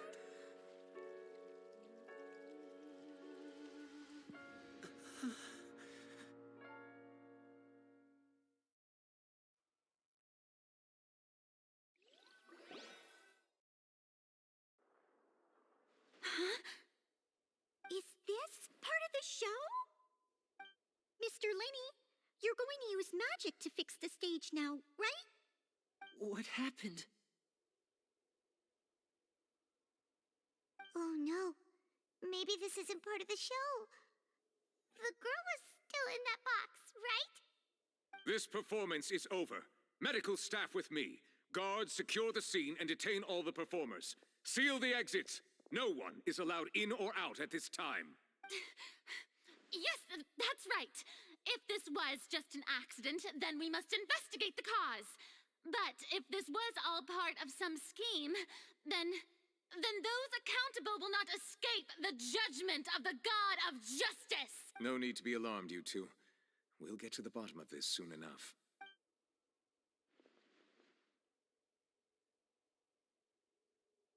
Unfortunately, the person who is in the magic box has been pronounced dead. His name was Cowell, one of the assistants in Linny's magic troupe. Apparently, the fireworks on stage ignited the ropes that were suspending the water tank, which then caused the tank to fall onto the stage. As of now, we are still not sure why we found Cowell in the box, rather than the guest from the audience. And after an initial search of the area, the guards have confirmed that the girl is nowhere to be found. It appears that this incident was not merely some mishap with the performance. And there are many indications that it is connected with the case of the serial disappearances of young women. The serial disappearances case? That's the case that Charlotte mentioned before.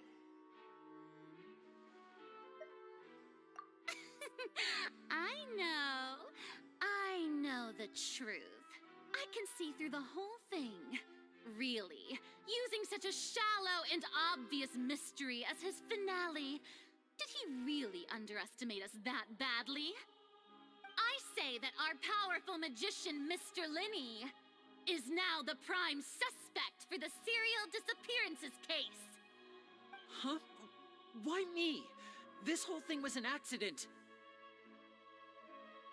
Oh, this all occurred during your magic show, did it not? The missing girl disappeared after being chosen, did she not? The deceased is one of your assistants, is he not? Now that I think about it, that whole speech about magicians making things disappear was nothing more than a provocation, a bald-faced challenge. That can't be right. How can Lenny do this? He was in the box on the stage the entire time. We can even hear his voice. Besides, before the show, he told us that he would like to catch the criminal behind the disappearances. He couldn't possibly mean catching himself.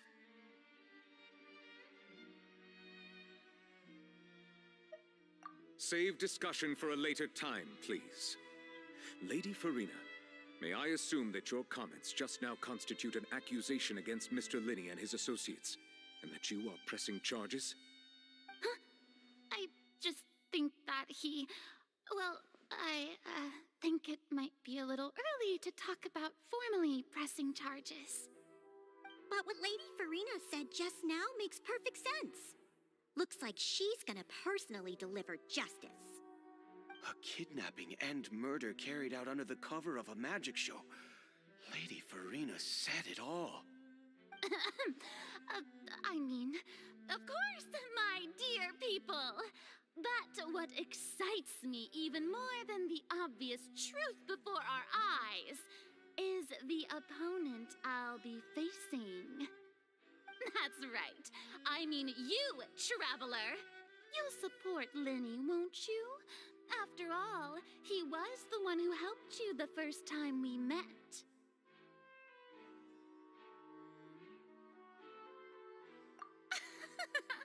Then there's no problem at all. You know, the Traveler and I already had a duel the first time we met. But with Linny's help, our little duel ended in a draw. But draws really are the most boring possible outcome. So, no more draws. Between the two of us, there must be a clear winner and loser. And what better place to hold such a riveting showdown and decide the true victor than here, on the grandest of stages, the Opera Epiclese? Huh. It wasn't a draw. She obviously lost last time. I understand. Charges have now been pressed, and as such, a trial is in order. Well, Traveler, seems Lady Farina has set you in her sights. But putting her dramatic rhetoric aside for a moment, I would like to ask you, are you willing to act as Mr. Linney's attorney and defend him in this case? Very well. The trial will be held a day from now in the Opera House. Both sides may investigate the scene to build their cases and search for the truth.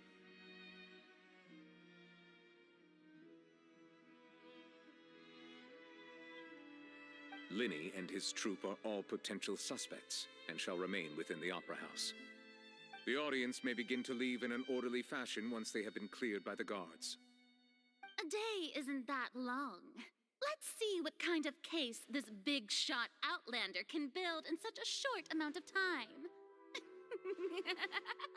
I'm really quite looking forward to hearing it.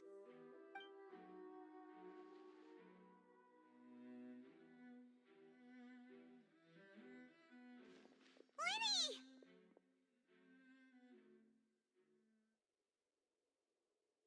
Sorry about everything that happened just now.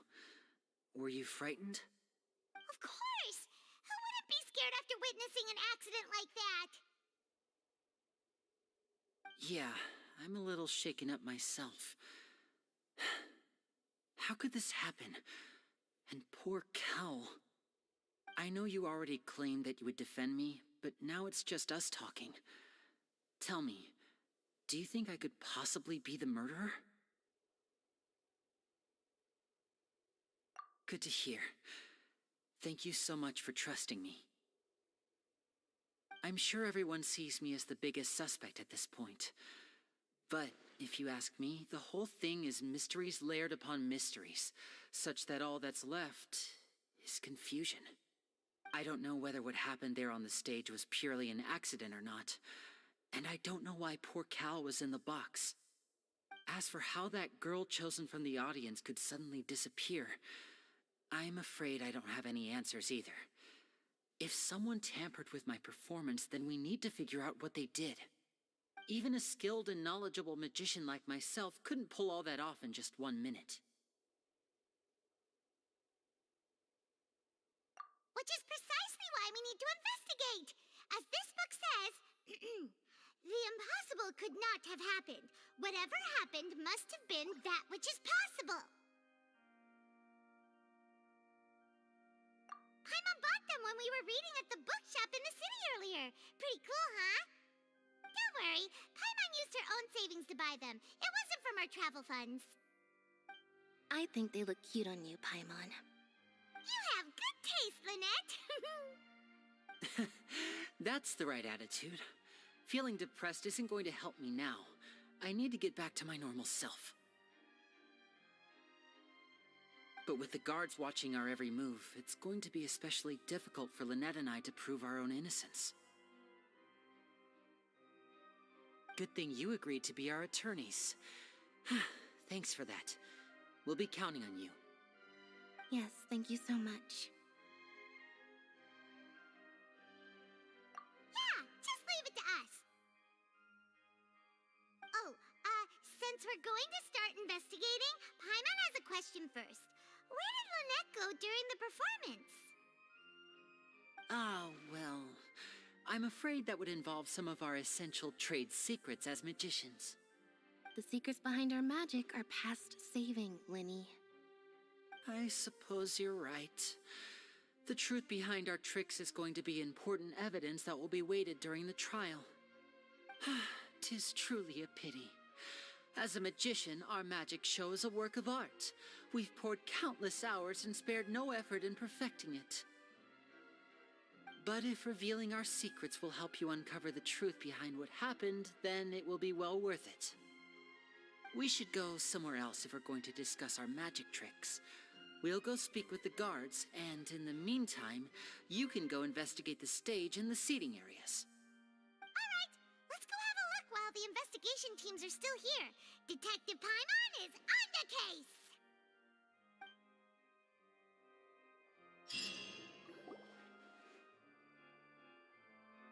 Hello, officer.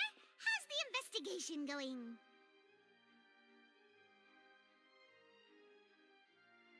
Ah, I see.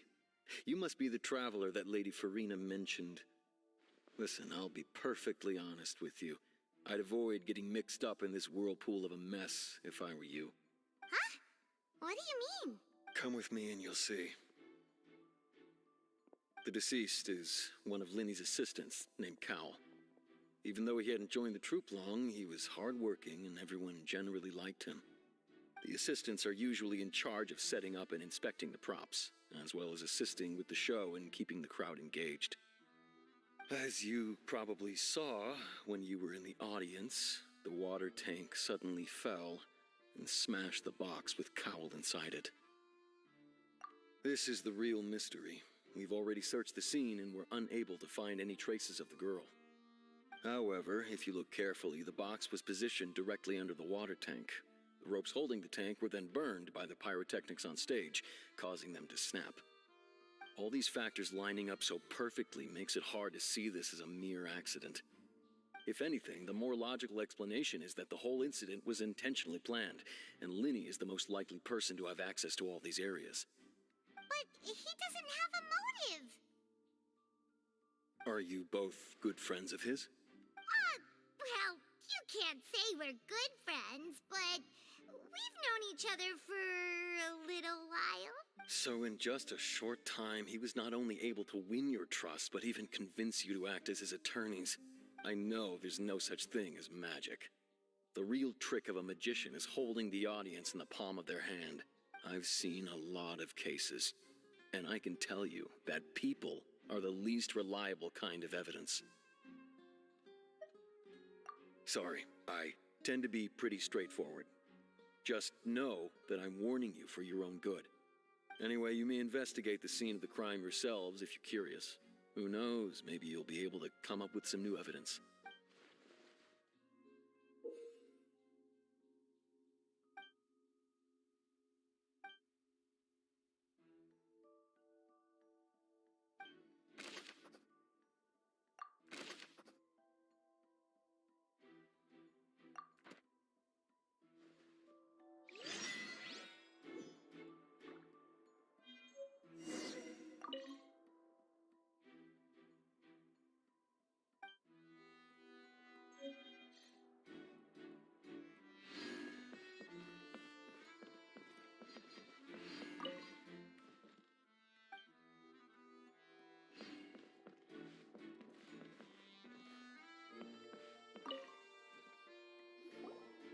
So this is the rope that broke... The rope looks pretty durable.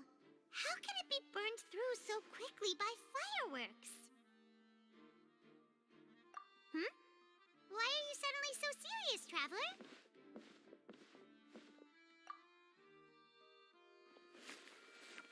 Whoa. Look! This bit is made from different material. Most of it was burned away, but there's still a little bit of it left. Huh. So if a rope meant to hold something was made with that kind of material in it, then that means... Wait! Paimon should write all this down. Let's take notes.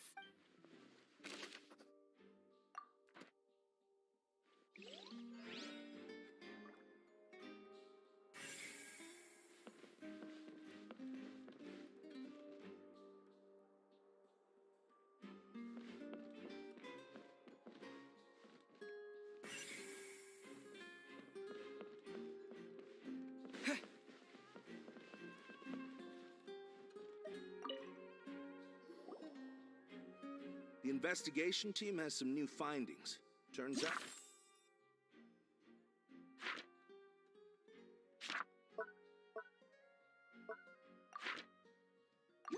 There's an issue with the random number selector after all. See, I told you. What if the machine picked some big guy's seat?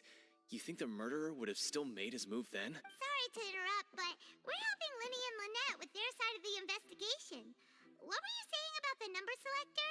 You're trying to help them? That'll be a tall order. Lenny used the machine to pick a random member of the audience during his performance, right? The lucky girl that later disappeared. Well, we thought there might be a serious problem with the machine, so we had it taken away for further inspection. It turns out that the seat number it picked wasn't random at all. The machine picks that same number every time. I'm sure you already know that you have to make a reservation in advance to get a seat, regardless of whether it's a trial or some performance. In other words, Linny knew who would be sitting where from the very beginning. That much checks out. Linny reserved our seats for us, too. Let you see why I was saying it'd be tough to make a case for Linny. Even though it's bad for Linny's case, Paimon had better write it down.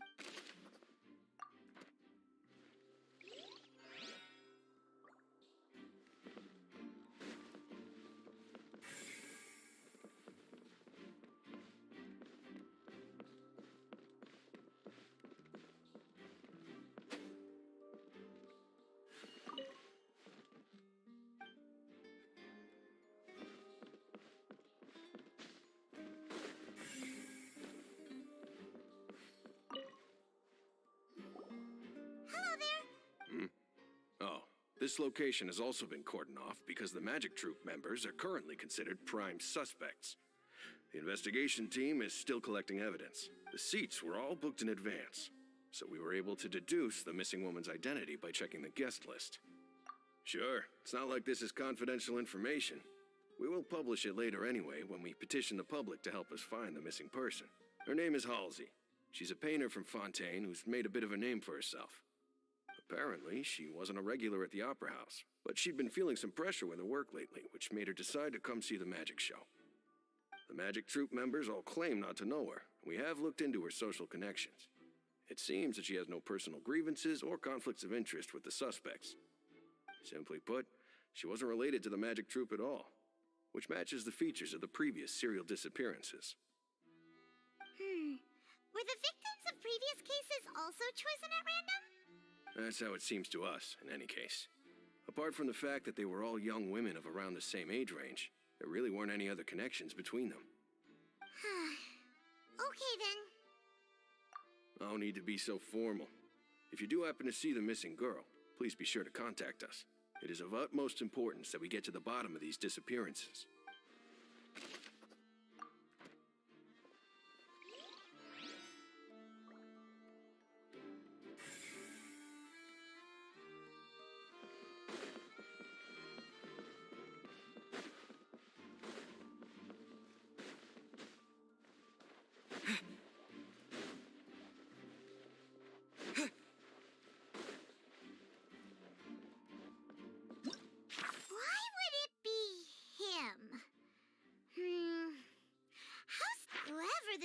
This people needed to register and reserve a seat.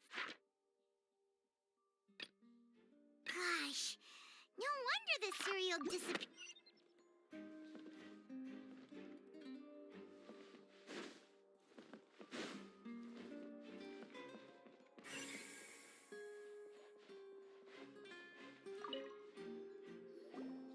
I see that you're investigating the area.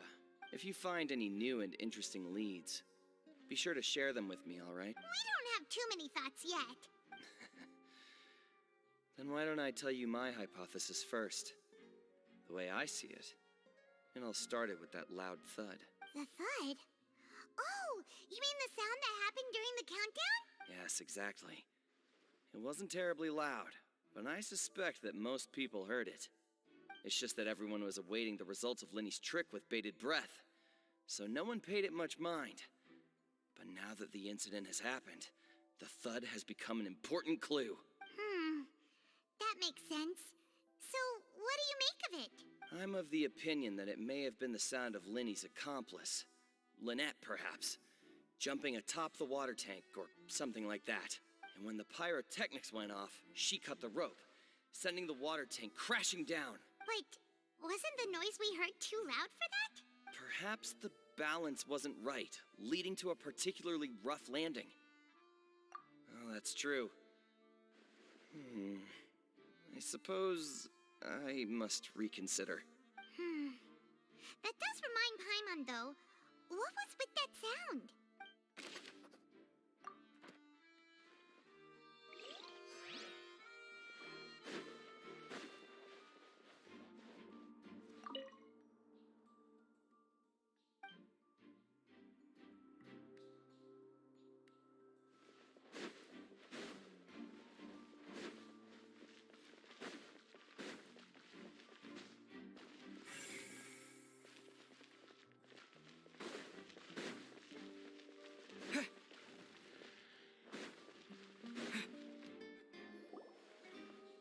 Hey, you! Yes, both of you! Over here! I've been keeping an eye on you for a while now. Huh? You mean us? That's right. If I'm not mistaken, you're also among those who wish to cut down the thorns and pursue the truth. No? And by the looks of it, you're not from Fontaine. Well, you're right on the more about that one, but who are you?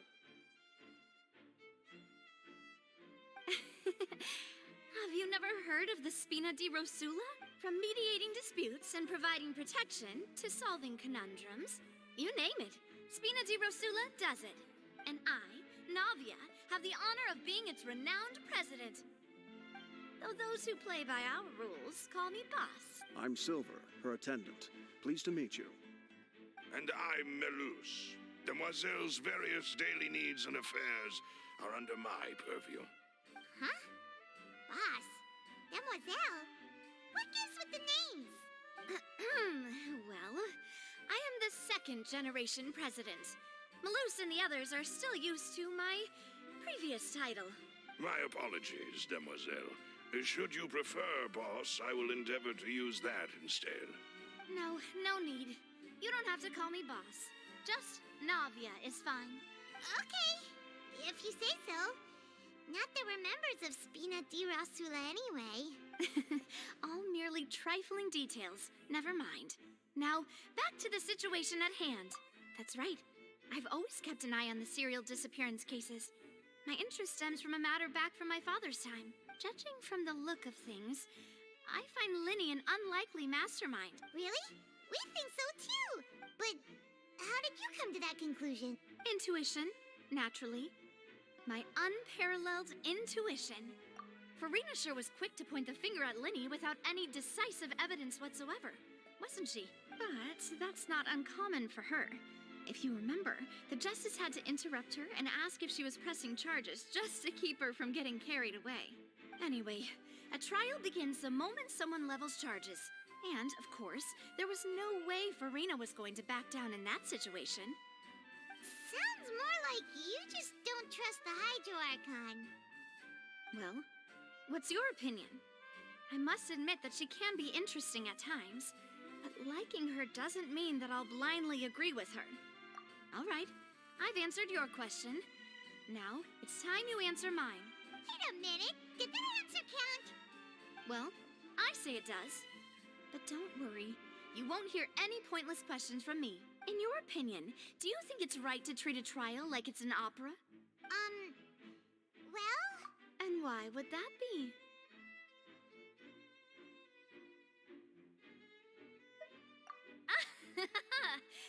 See, Silver and Melus?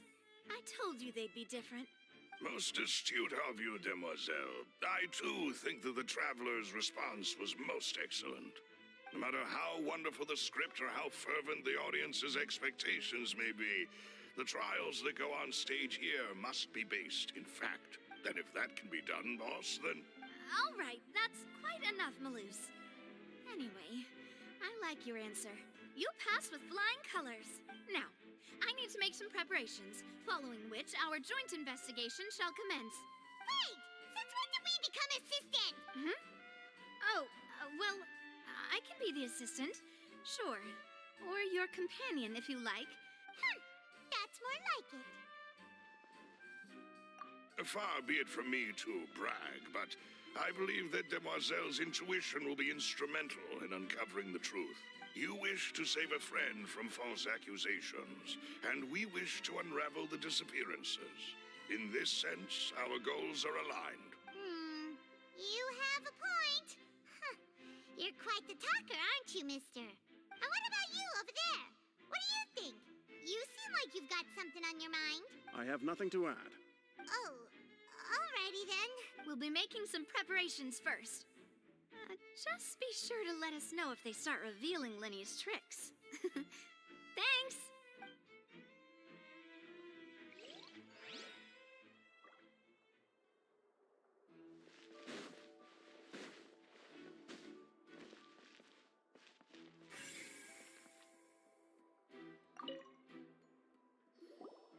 Sorry, but no one can freely enter or... No, we're not leaving. We're representing Linny and Lynette as attorneys, so we're investigating the case. Were you always guarding this entrance? Yes! After the Chief Justice gave the order, everyone coming in or out must undergo a strict inspection. So, the missing girl couldn't have left from here. At least, not from that point on. I doubt there was much opportunity then, either. How can you be so sure, Well, because I was in charge of security near the entrance at that time. I couldn't see Linny's performance from here, which was quite a shame. Just my luck. But still, I did not abandon my post, and I stayed put no matter how loud the applause was. If someone had so much as even approached the door, I would have noticed it, let alone if they had tried to leave. We Melazines are good at that sort of thing, you know. So, it's safe to say the girl couldn't have left through here. All right, thank you for your help.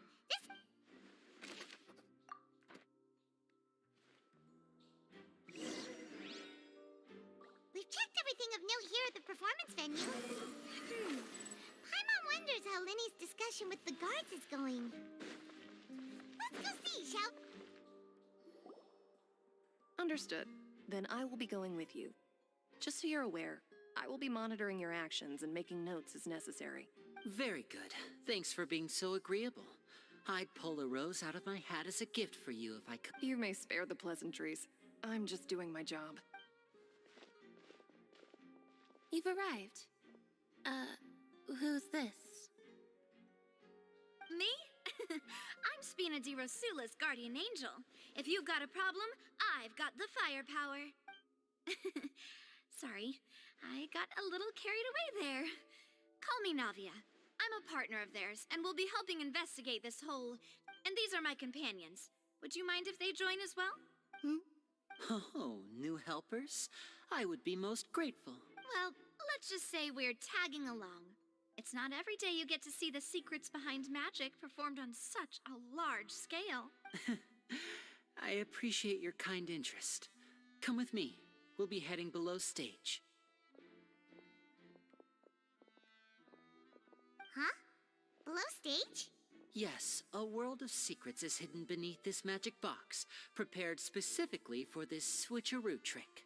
But before I reveal everything, you should have a look first. Notice anything strange here?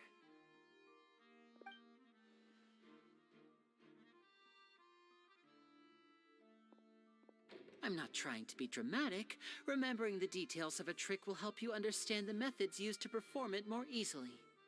Huh. Weren't there balloons and other decorations here? Where did all that go? Ah, good eye. That said, you're still far from discovering the answer. The back? You mean the inside of the door? What's different about it? Paimon didn't... Very good indeed. I thought you might not be able to catch that, given that you were sitting in the first row. The back of this door was patterned. Those patterns are now gone, replaced by a smooth wooden board. So, if you put 2 and 2 together, what do you get? Exactly. All right, let's go. I'll tell you how it works as we head down.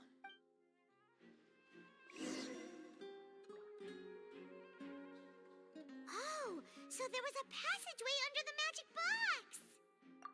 box!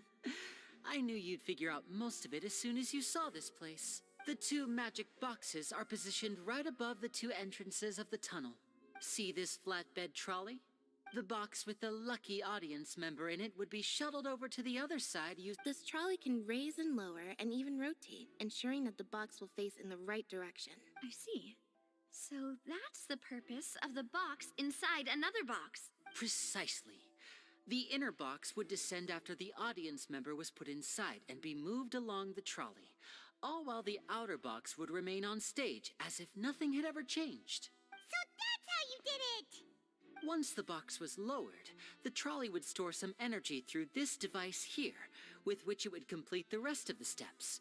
The audience member would only be able to feel some slight movements in the dark, and by the time she walked out, she would already be back on stage. Right! You were talking that whole time, and you even came out for a moment near the end! Ah, yes. A phonograph operated by Lynette was used to achieve that effect. My assistant and I had already scripted our conversation beforehand. When the countdown began, I had already gone to the opposite box via a tunnel using that ladder. And what about Lynette? Where was she? I was in the mezzanine space in the back of the box. Oh, interesting! That's how we were able to coordinate Linny's lines with the assistant. And, by the way, I was the one who walked out of the box at the end. I mean, we are twins. All it takes is a change of clothes and no one can tell who's who. And that's my favorite part of this trick. Only Lynette and I can perform it. So that's how it all worked! Wow! Every detail you revealed was more amazing than the last! Lynette would briefly walk out of the box and then go back in, jumping into the tunnel and escaping before the box on the trolley could finish ascending. And then I walk out of the other box in the audience area, and the trick would be complete. The operative word here being would. But as you saw, Cal was in the box, not our audience member. She, on the other hand, mysteriously vanished. We really don't know how that happened. If not for that interlude, this would have been an astonishing trick. I probably never would have figured out how you pulled it off. And yet, to think that someone was able to use this magic trick to commit a crime. Could we have a look around? I think we can come up with some more leads. This is the scene of the crime, so Linny and Lynette are not permitted to stay here. I'll escort them back up. Yes, of course. No need to be so strict now. I won't disappear into thin air, you know. Thanks, everyone. We're counting on you.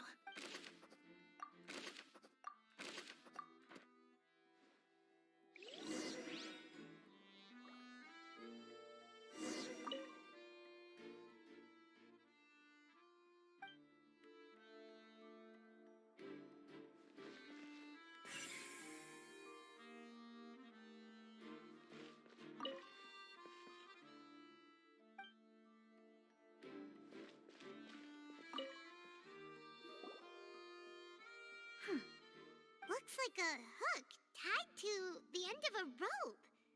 Huh? Perhaps it was a prop for a different trick. Whatever it is, let's make a note of it.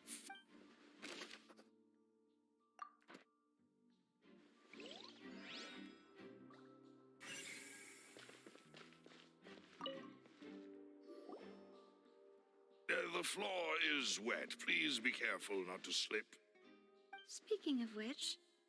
Oh! Paimon knows! It's one... and here's a broken vase!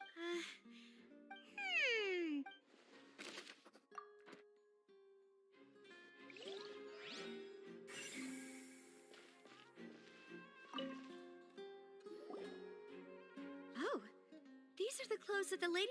Her clothes are here, but she's... Right! And do you really need to... Ugh, this is so confusing.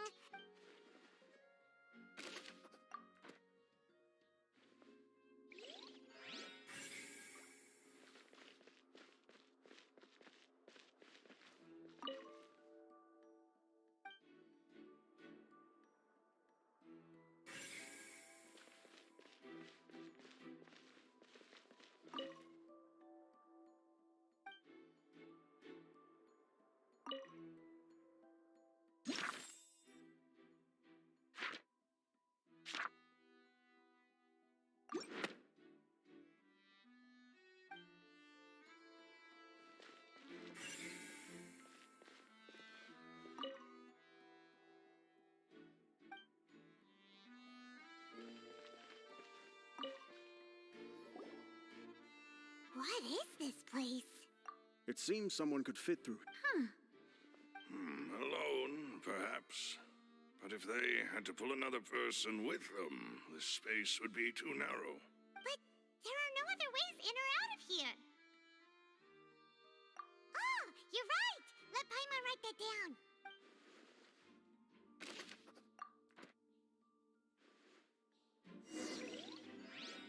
Seems we're just about done investigating down here. Yes, let's head back up.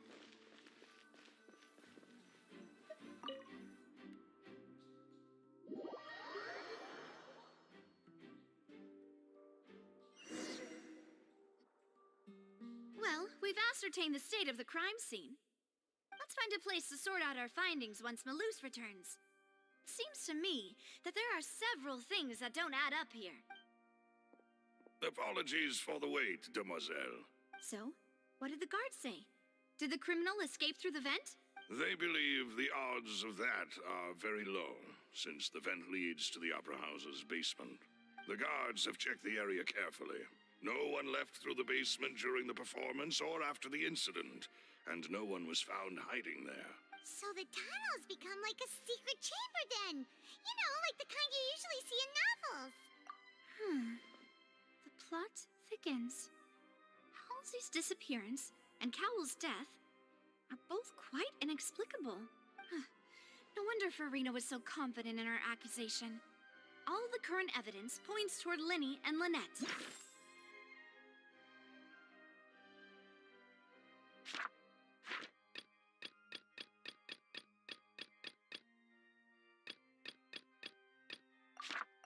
In other words, the charges are very likely to be upheld unless we make some considerable progress.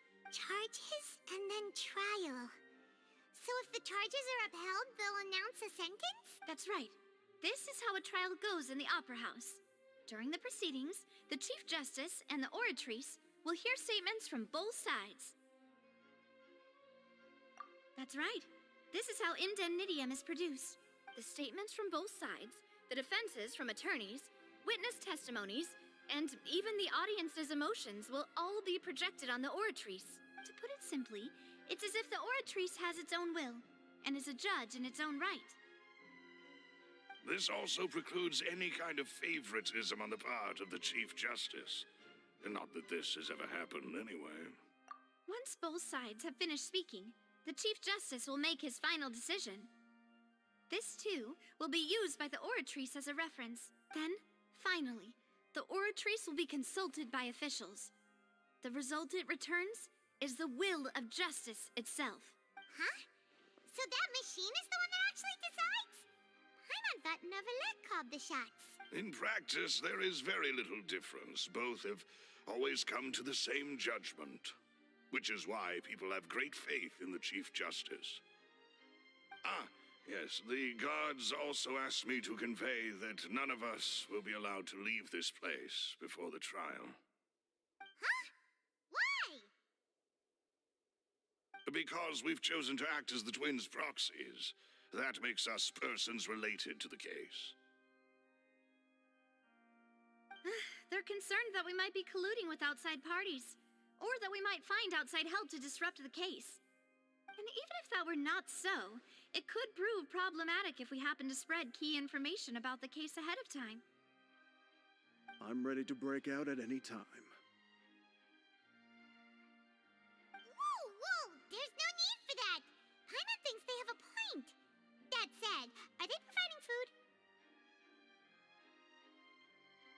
Of course. I just hope you don't mind the lack of options. I'm afraid that catering to all tastes is not in the cards, nor is any guarantee of balanced nutrition.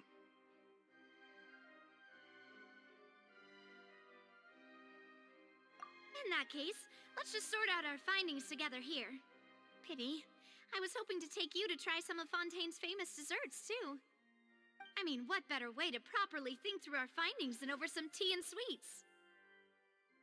Huh. Breaking out suddenly doesn't seem like such a bad idea after all.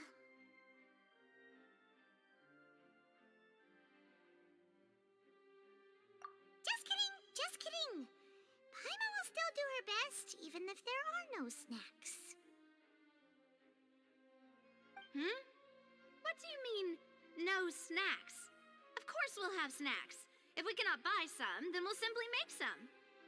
Huh? Here? But how? Understood, Demoiselle. Everyone, please come with me.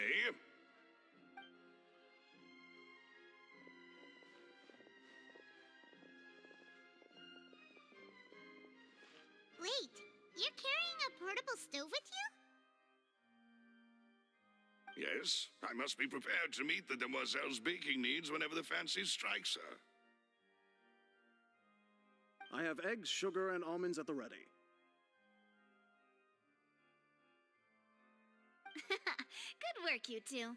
Then I'll get to it. Please sit tight for a moment. You'll get to taste my awesome snacks soon enough. These three are quite the interesting group.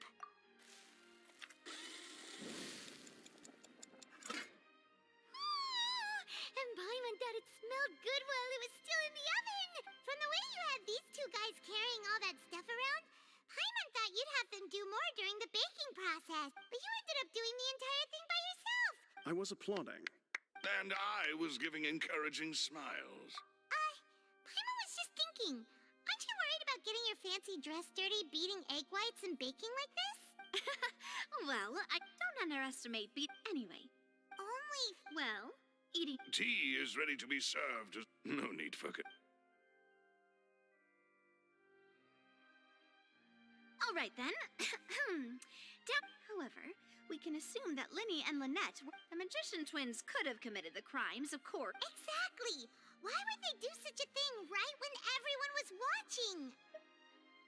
The flower vase and the thud we heard during the performance could indicate some altercation between Halsey and the criminal in the tunnel, resulting in the shattering of the vase, the discarding of her clothes, and her abduction. Perhaps the criminal thought that since she was chosen from the crowd, she would be too easy to identify if she was still wearing the same clothes. Paimon thinks that makes sense, but the real trouble is... True. None of the clues we found thus far support the existence of this third person. But the only people left to consider are both technically victims, whether it's the missing girl, Halsey, or poor Cowl. Huh. Could Halsey have secretly made modifications to the magic props in order to murder Cowl before making her escape? That's right. And even if she had tampered with the setup, she would need to understand the entire trick to pull it off. Nor does she have any motive. The guards said that she has never had any dealings with the Magic Troop's members. Were we not thorough enough in our search? From the sound of things, this is turning into an impossible case. Your macarons are amazing, though, Navia. They smell great! They are... What? 5? Oh, that can't be right.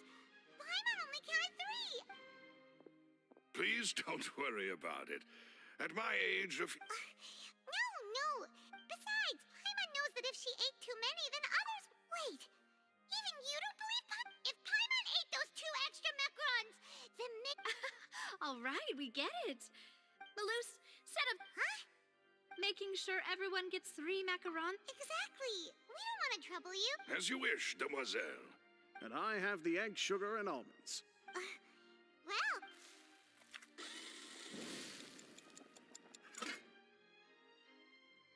Well, that's it for snack time. I'm going to have... I don't know what we're... It would be awkward. All right. Thanks for your help. And for the snacks. It was nothing. A small task for the Spina di Rosula. Silver, Maloose, it's time to go. I'll be back if I find anything new.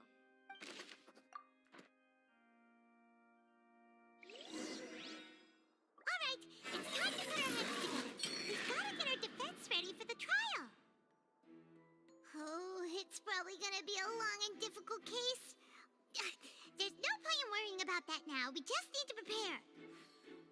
Here, take Paimon's notes. They should help you review the situation.